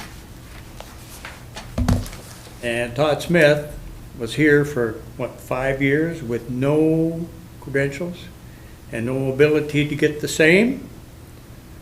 Finally got rid of him. And I asked Mr. Powers why he was still here all that time with no credentials. What was your answer, Mr. Powers?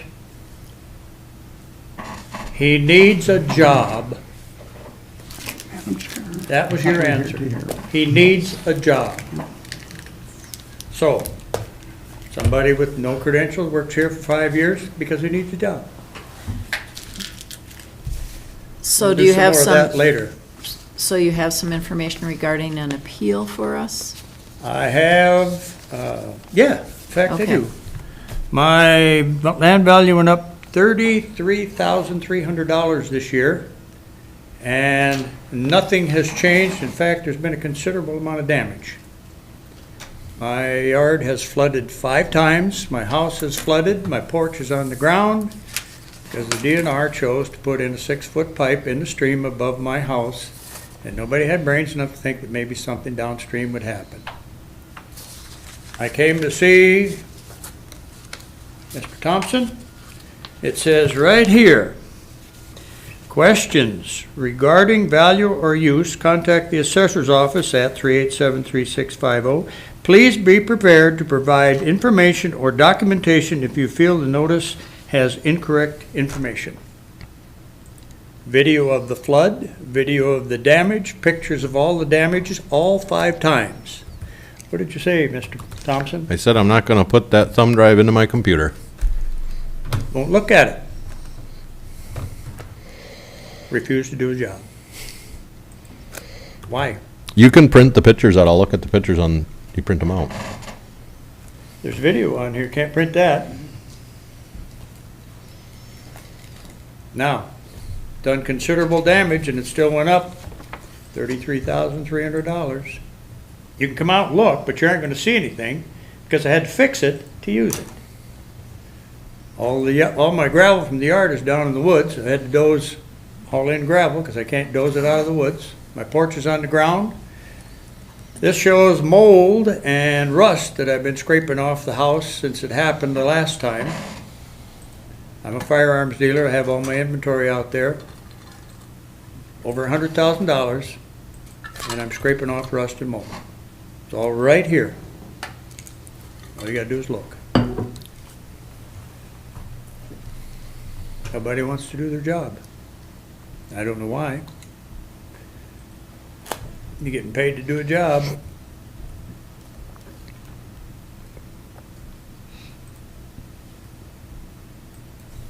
So, is the concern that because of our system, we normally don't put thumb drives into our system, our system has to be very secure.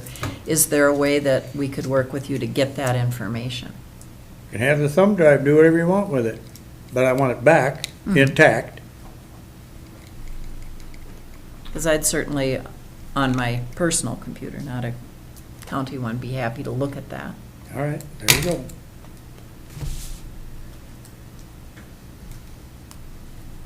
So are the concerns about the value of your property related to particularly just the damage that's on there? I'm trying to visualize what there might be in terms of photographs. Well, all the damage is there and video of the flood in progress. It took my whole yard, took my porch. It took my yard down to bedrock, and I had to doze it in or I couldn't use it. And the porch is still on the ground. I'm 75 years old. I got to figure out a way to build that porch.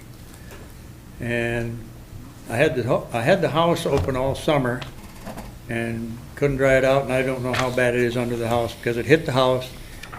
It put 2 feet of gravel up against the house and went around the front and the back, took the porch, and I don't know what it's done under the house. I haven't looked. But I'm sure after the 5th time, there isn't much under there left. So the flooding occurred last year. 5 times. Not this 5 times last year, in the last 4 or 5 years. Okay. And has there been a request for the assessor to come out to your property? I went to see him with the video, and he said he would come out, but it won't do any good because it's fixed. You're not going to see anything except the porch on the ground. Okay. And nothing has changed there in 40 years. And after the little fiasco with Todd Smith, he did come out and look and cut the taxes by almost 50%, the land value almost 50%. And now it's back up more than it was in the last 3 years. And I can tell you what happened in Bozeman. I had a house in Bozeman, Montana. And the people from California discovered Bozeman, and they flew in there on weekends, and they built gated communities in the mountains, multi-million-dollar houses. People that had ranches in there for 3 or 4 generations couldn't afford the taxes. They had to sell out and leave. Same thing's happening here. And we're doing a little too much for pet projects. Don't know why we need a dog park. There's millions of acres to run your dog. So let's kind of keep focused on the issue. I'd be willing to look at your photographs and the video to see what's been done there. Assessor Thompson, tell us about how the property achieved the value that it's at today, since we don't have a copy of that. Yeah, and, again, we didn't have an appointment for this one, so I didn't prepare anything for it, but effectively, there's a little bit of history with the assessor's office, and in fact, it started before Todd Smith was here. There were a couple of appraisers that went to the property. Mr. Mordini had a mechanic there on the property that he was paying an hourly rate, and he said, hey, I'm too busy, you gotta come back, or something like that. The girls felt like they were told to leave and not come back. So they actually marked this property as a do not enter property, and they made an assumption that because he was homesteaded at the property that there was water and sewer. It's a reasonable assumption that the assessor is allowed to make in state statute when you're not able to inspect a property.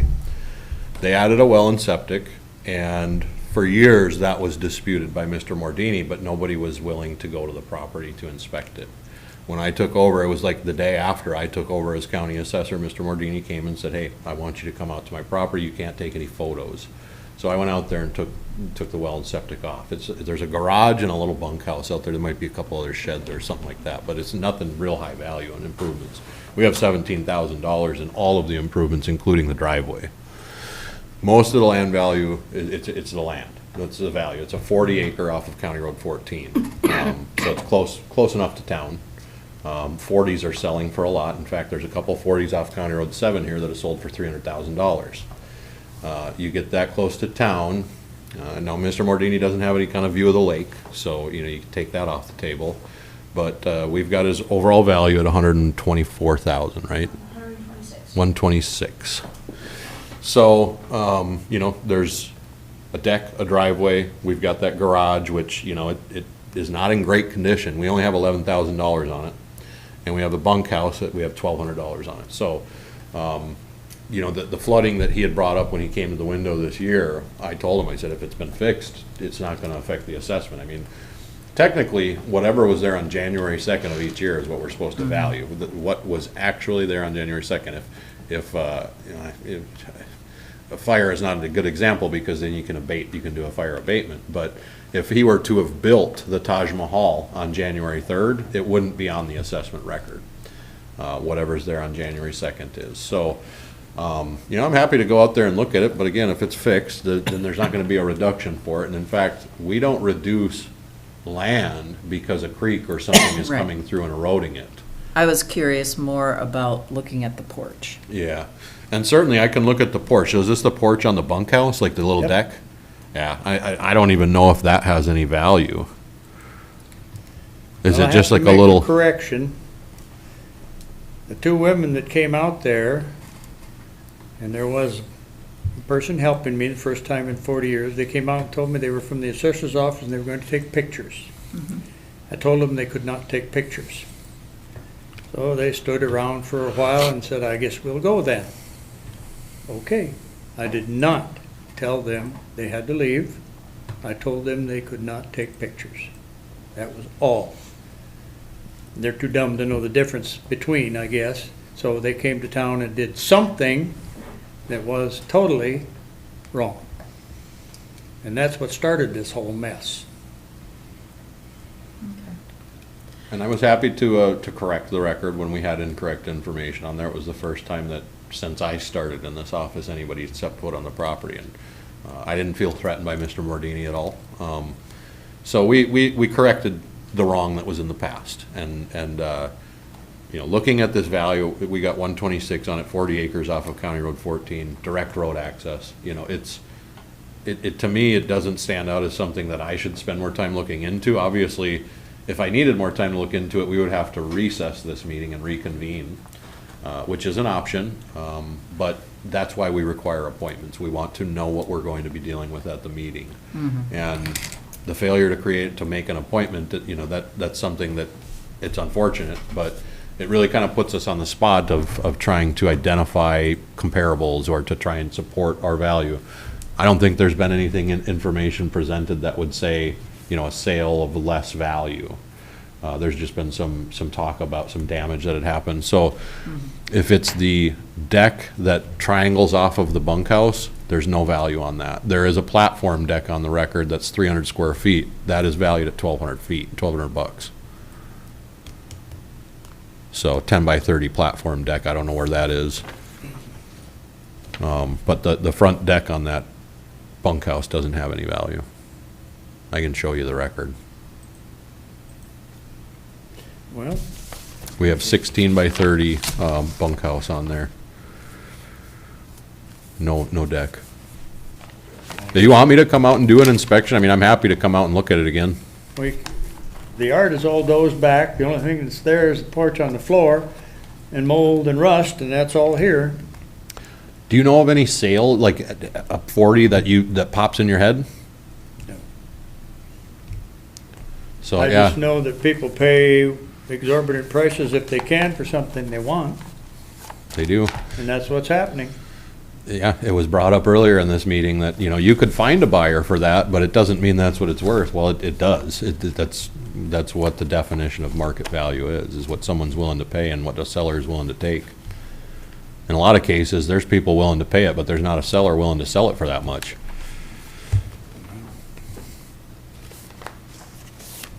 I don't know. I can try pull up some active listings. If we find an active listing in the area that would say it's overvalued, I mean, that could be something we could quickly reference. If you want to take a minute to look at that, just, you know, I think it would be helpful. I'm just really sorry about the flooding and the difficulty you've had. Yeah, That's County Road That's 4. on the DNR. They I mean- won't do anything either, so. County Road 14, there's a 44-acre parcel. It's 2XX is the address. It doesn't have a fire number. 44 and a half acres for $330,000 actively listed. I mean, that doesn't mean it's worth that much. Where is that? That's on County Road 14. It's a 2XX is the fire. It doesn't have a real fire number, so it's 2XX estimated. There's 5 acres pending on County Road 7 for $119,000. We're at 126 on his 40. That one may have a lake view. Usually a lake view ups the value quite a bit. If you had a lake view, it'd be a $300,000 property. But yeah, I mean, that's a couple of ideas of some listings. You know, when you're talking this close to town, to find 40 acres is somewhat unique. Well, I've had it for 50 years, and it doesn't have direct access to 14. It's 40 acres off 14. Mm-hmm. There's a driveway. Sunrise Drive in Schroeder, it's 5 acres for $150. The photo doesn't show a lake view, it just shows trees. I mean, that kind of, just based off of knowing how the assessment works, the price per acre got to where it's at because of the sales, because of the sales ratio study. And in fact, we're still low. You know, those two 40s that sold off of 7, one's on 7 and one's on 6, the County Road 6 loop, or County Road 48 loop. 2 40s over there sold for $300,000. One of them was owned by Petey Greshik on the corner of 6 and 7 there. Mm-hmm. That sold for $300,000 in 2022. And our land tables, you know, any 40 in a same proximity, it's the values go up in unison. You know, again, I like to point out, because we don't know what's going to happen with Mr. Mardini's taxes next year. He had a 30% something increase, and the average was 12. You can imagine your taxes will go up next year, but this year they went down. They went down quite a bit.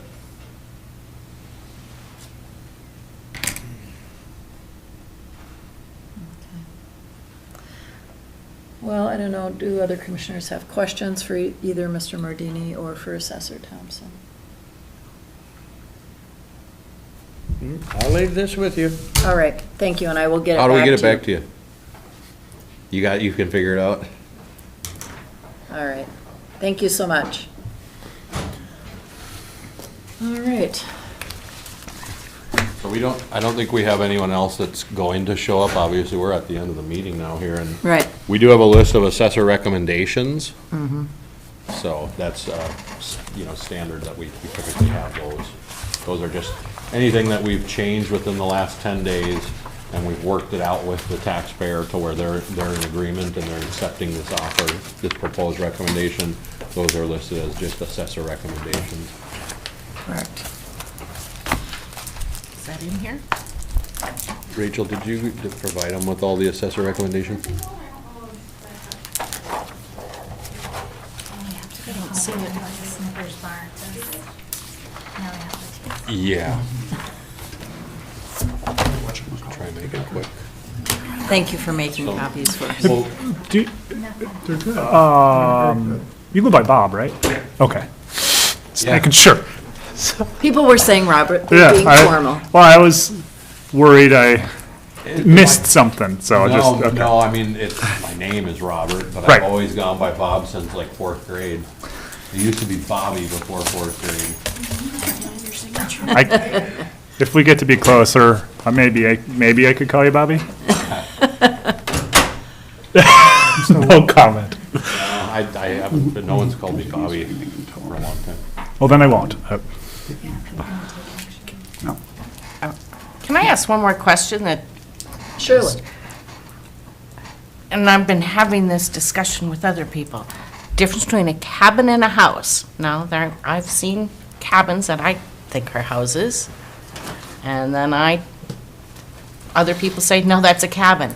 How do you determine the difference between a cabin and a house?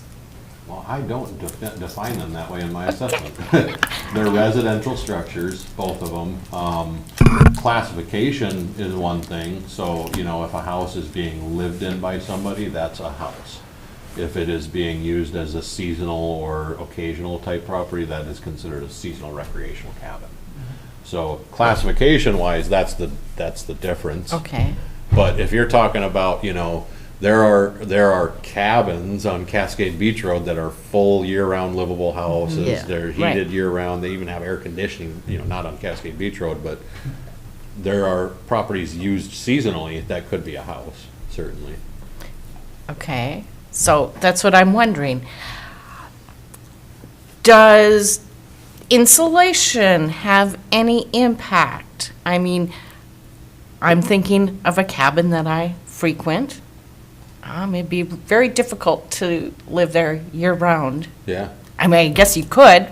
People winter camp all the time. So how do you determine, or does it factor in if it's, Well, how do you certainly. determine if it's We have seasonal? the two subjective things we deal with are quality and effective age. So that would come into the quality of construction. If you walked in and it was just trusses and no insulation, that's gonna be a lower quality build, so a lower quality grading in our assessment system. You get into a situation where, say, like the first floor is insulated and the second floor is not insulated. I mean, that creates you have to kind of, you reconcile those two different qualities of construction and come up with a number that represents the overall picture, but How can you determine that? the quality. No, whether it's insulated or not. Insulated, well, that would really only be if somebody brought it up to our attention, or if we actually saw the inside of the property. Sometimes a property will sell. I know there was one on the North Road that from the outside, this thing looked like it was gonna be finished and be really nice. They had nice siding, nice windows, a nice brand new roof on it. But when you looked in the inside, it was just studs. There was no insulation, there was no electricity, no plumbing, it was a shell. And eventually they ended up selling the house without finishing it, so, or I wouldn't call it a house, I would call that one a bunkhouse or cabin. But we just have a lower grade of quality on it, and sometimes you get a really nice shell, sometimes you get a not so nice shell. They're just using scrap lumber that they found at construction sites, that's more of like a hovel. But yeah, the quality of construction in our assessment, in our software, we have from 1 to 15 as options. There's actually more than 15 options because there's a 4.5, a 5.5, a 6.5. And that's where the expertise of the appraisers come in. And what's important is that they're doing it consistently. So at the end of the day, when you pull out two random houses, if they're very similar, they should be assessed similar. They should have the same quality of construction grading. Well, and was what, some of the comparisons, I mean, I don't know the difference. I mean, does this have 6-inch walls, or does this have 4-inch walls? Because that makes a difference in comparables. So how am I, when looking at your comparisons, how am I knowing what the grade is? Well, so I addressed that in the line that's, I think it's condition or quality. Okay. So I don't know, I'm gonna just try to find one of these comp grids. So I've got the Madison one, the first one. A few lines down, you can see condition, and above that is grade.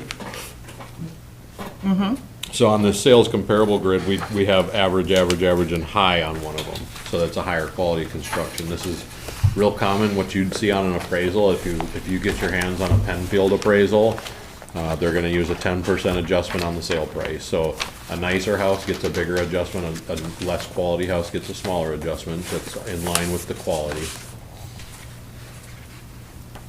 Okay, so you're saying everyone that says average is basically the Similar, same kind yeah. of construction? All right. Yeah, That's what some I- things might be nicer than others, and then, so like in the case of Madison particularly, he's got a metal roof on that place. Comp one, doesn't have a metal roof. It has vinyl log siding. So Madison has a nicer roof, probably nicer siding, similar siding, but this one doesn't have as nice of a roof, doesn't have as nice a siding, has some nice interior finishes, also has a basement. So you're kind of looking and grading it as an overall, looking at all the materials inside and out. We don't grade, like, there's no separate grading for interior finishes versus exterior finishes. When we go in and say something has a granite countertop, it doesn't add value. That's something we account for when we set the grade, the condition, or the quality of the house, the grading of the house. Commissioner Mills. Okay, Madam Chair. Should we talk about the last page much?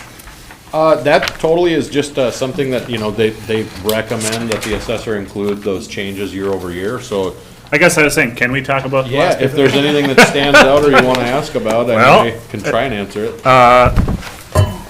Overall increase, is there an overall here? 12.85, it's the third one down. It's kind of, because this There we is in are. a 3-ring binder, it kind of cuts off that. Yeah, thank you. But where you see the third row down, it's a total estimated market value for the whole county. We're at 2.5 billion. That was a 12.85% increase. But you feel like, excuse me, you feel like things have slowed down a little bit? I think that, there's still a lot of demand up here and there's not a lot of inventory. You are still seeing people listing at a very high number, they're trying to get the top of the market. And some of the properties that have come on, we look at them and we say, oh, well, that might sell really fast. And if they sit there for a long time, that kind of indicates to you that, hey, things have cooled down. Maybe there's not as many buyers competing in the market, but whenever something's priced right, it doesn't take long to sell. I mean, they still sell in a weekend. And in fact, a trend I've been seeing a lot lately is that they've been doing these coming soon listings, if you've seen those. So that's to really generate and garner a lot of interest. And then when they open it up for showings, then, they get all these people interested. They know they want to go look at it ahead of time. And I think what they typically are doing is listing these things on like a Tuesday or a Wednesday. And then they're opening it up for the weekend for inspections, for people to come and look at the property. And on Monday, they're doing a call for highest and best offers. So if you're talking Las Vegas, yeah, the market is cooled way down. If you're talking San Diego or San Francisco, the same thing. If you're talking Cook County, there's still a lot of demand and the prices are still high. But I do think that, so for example, the house right across the street from Rachel, they bought it for $480,000 in 21, I think, and they're trying to sell it for that much. It's sitting on the market. I think that it has cooled down to the extent, we're not seeing people reducing, like they're not going less than what they paid for it, but they're not able to find somebody to buy it for what they paid for it a year ago. So I do think that if we're saying what is the market doing, I think it's just doing this. Stabilizing. Well, just, of course, where I'm going is when the property, no, never mind. I'm thinking tax capacity. That's all I really was caring about. Yeah. This is interesting, so thank you, but Yeah. that was where my. New construction is listed on this. I think it's probably total net new improvement. It's actually right under, it's the fourth line down. Total net new improvement, so we had $22 million of new construction this year, a little less than what we had last year. What we kind of see is that it happens in phases where, when the guys were out last year, there might have been a lot of concrete block foundations. And when they go out this year, there's going to be a lot of shingles and siding and windows. So, more percentage of completion year after year. I mean, we don't have a whole lot of contractors up here, but it seems to happen in cycles. Everybody wants to get everything dried in and sealed in before the winter. So, depending on how many foundations go in the ground, it all. Which we could get from land services. Yeah, right. Well, we do. We get all the permits. We actually go out and inspect for septics, any land use permit other than like a driveway or grade and fill. We're going out. Yeah, so in 2022, there was an increase in our tax capacity of 26 million, almost. Well, the tax capacity is a percentage of the value. That's an actual value amount. Value, So, yeah. we added $26 million in real estate In value. value, thank you, yeah. Which, it's 1% of our a little over 1% of our total. So if you're looking at it in terms of how does this impact levy, Yep. 1% of our overall county value is probably 1% of our tax capacity, is probably a little over 1% of our levy. And so the value, last year, Cook County added 26.7 million. And Correct. then the value in 2023 is 22.7 million. So it is a decrease in the change, but it is still an increase of 22 million. And so our tax capacity is going up still. Just And not also- as, it's not as strongly as it did last year. And also classification changes, which I'm not sure, I believe this does not account for classification changes. This is from our PRISM submissions. Oh. So this is just Department of Revenue data that we send in, and then they categorize everything and make it a statistic. But they're not going to account for, say we had 600 properties switch from seasonal to residential, that wouldn't be shown. It would show up as an increase in one and a decrease in the other.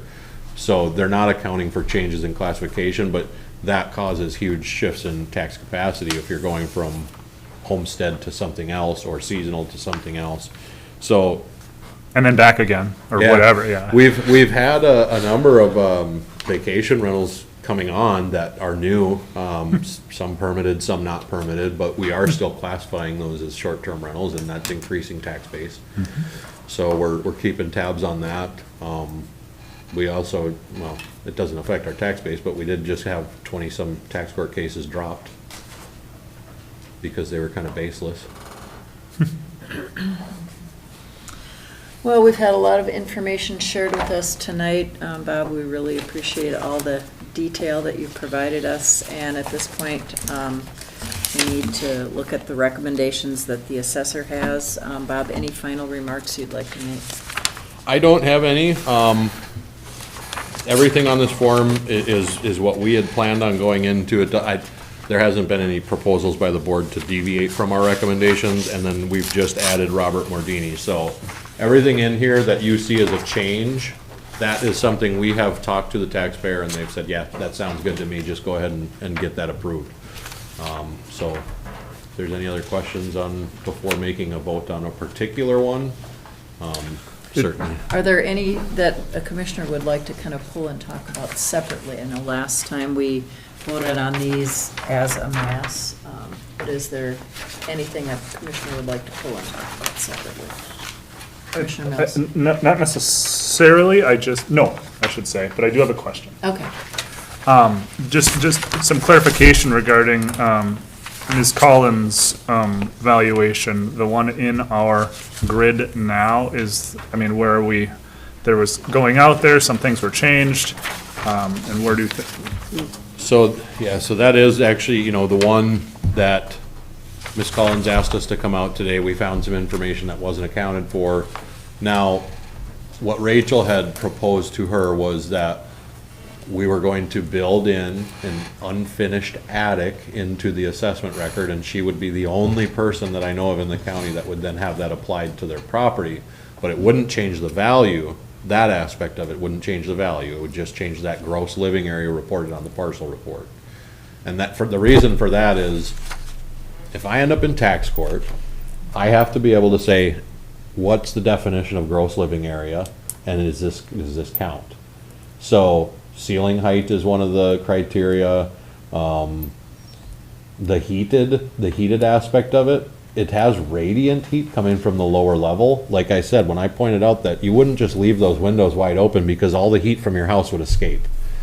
To me, that is gross living area that is unfinished. Now, the beam crossing the stairway, how do you deal with that? To me, that's functional obsolescence. I think that when you look at Miss Collins' house, it's this great big house. It's 2 stories plus an attic or upper 3rd level. So it's kind of like a bonus room. It's a really big house. The next person who comes along might use it the same way, as an unfinished storage area for the most part, storing some construction material and things like that. But that is something that, to me, what I like to do in this situation is I like to step back and say, okay, we have this unique situation, but is the value wrong? If we're saying that, this house is 3,200 square feet that is some of it unfinished. What does something like that get in the market? Now, I put together this comp grid for Ms. Collins' property, and it looks like it's grossly undervalued. I mean, she's got 365 feet of shoreline, she's got almost 7 acres. There's only one comp that's similar in size and land. She has in my opinion, probably a superior location than most of those. She's right outside of town. I mean, almost in town, almost in the city limits. That brings some desirability. She has 2 living structures. She has a carriage house with an apartment and a kitchen and a bathroom with over a 3-car garage. And then she has a brand new constructed SIP panel house. It's expensive construction. Looking at those comps, those to me are the best comps because they're the ones that have multiple living structures on them. One of them has a large acreage of land. And you look at it and you say, well, we're $400,000 undervalued. This upper level is irrelevant to the assessment. If we're $400,000 under, this 600 square feet or whatever she's talking about is irrelevant. I mean, if we take 600 square feet off of it, we would still likely be looking at these same comps. And I'm gonna pull that open right now because I wanna see what those square footages are. And I was just asking for clarity as far as what is in our, On this sheet. on this, yeah, the Board of Appeal, yes, the recommendations. So the recommendation, Rachel, did you put on after your in-visit, or was that just, so there's no change on here? Okay. The phone conversation that Rachel had after the inspection was, you know, if we were to remove that from the gross living area, it would, like I said, it wouldn't reduce the value, just change the gross living area. But then there were these other issues, the vaulted Right. ceilings and the screen Screen, porches yeah. that did increase the value. Yep. Now, obviously, it didn't go up to the 1.5, but now what I said in an earlier appeal is this range of sales, if you go in and look at those assessed values, every one of them sold more than what it's assessed at. Same kind of concept that Ms. Collins is facing is, I think it would sell for a heck of a lot more than it's assessed for. So, you know, looking at these comps, you've got a bigger one, you've got a smaller one, you've got one that's pretty similar in size, and then you have a much smaller one down in Lutzen, but the sale prices are 1.5 million, 1.5 million, 1.3 million, and 1.7 million, bigger and smaller. So, now, I don't know how we deal with the beam crossing the stairway. I think to play it safe is we don't call it gross living area, but we still value it for the utility that it adds to the property. It adds storage space, it houses her electrical components for her solar equipment, and she's got a finished book nook up there that, you know, someday she's planning on utilizing. And the discussion that, you know, we were having today is that she might eventually add a different type of access up there because that beam, she didn't know it was going to be there when she catted this thing out and drew the floor plans. So, you know, it's one of those unique situations that if I was going into tax court and I said, I'm not counting it as living space, I'm counting it as unfinished space that adds value. I'm okay with that. And that was what Rachel had proposed, which we definitely need to add those updated numbers if we're going to make that as our recommendation. Again, this is something that we just you know, inspected the property this morning. Yep. We were working on it this afternoon. So if we look at, Do we just make a motion to accept this with the changes as described? so we, It would You're be in? changes for the Yeah. building, For- not for the land value. so what is the building, the updated building value with your proposed changes? My proposed change to Mrs. Silver was 7. Oh, Ms. Collins, right? Collins, yeah. Yeah, Collins. sorry, Okay. Collins, Barbara Collins. The land is gonna stay the same, and the improvements to land were going to go to $740,900. So a 55,000 and some change increase. And that would be, so on our parcel report, that would take the gross living area off, but we're still gonna value it similar to gross living area. Because in my opinion, it adds a similar utility. It's just, if we're calling it gross living area, that's where we could get in trouble. One is adding the screen porch and, was that it? Vaulted ceiling. Vaulted ceilings. The vaulted ceilings, yep. So when you have that second level with a ceiling finished off up to the third level, that's an open vault. And it's more expensive than if you were to just box that off and create like a scuttle space.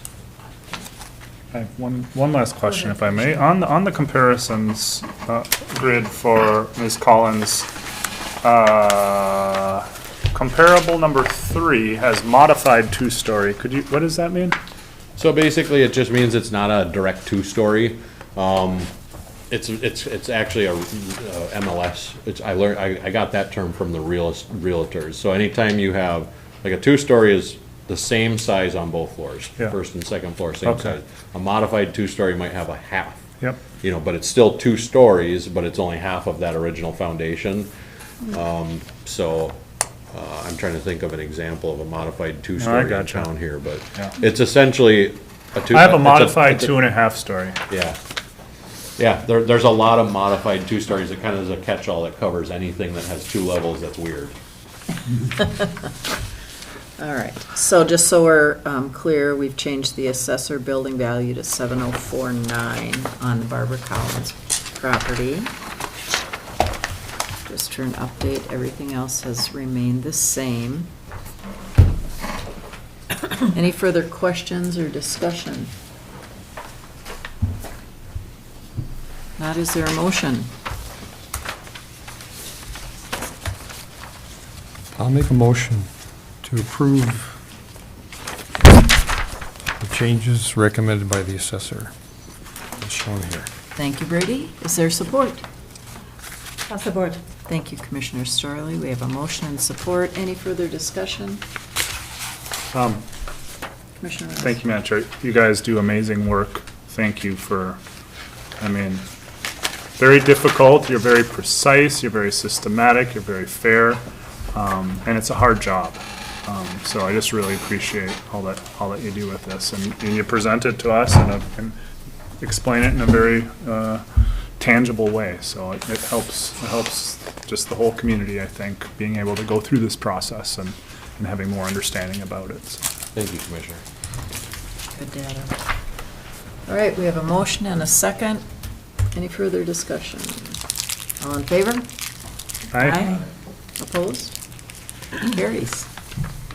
Thank you all for your good work. You have a certification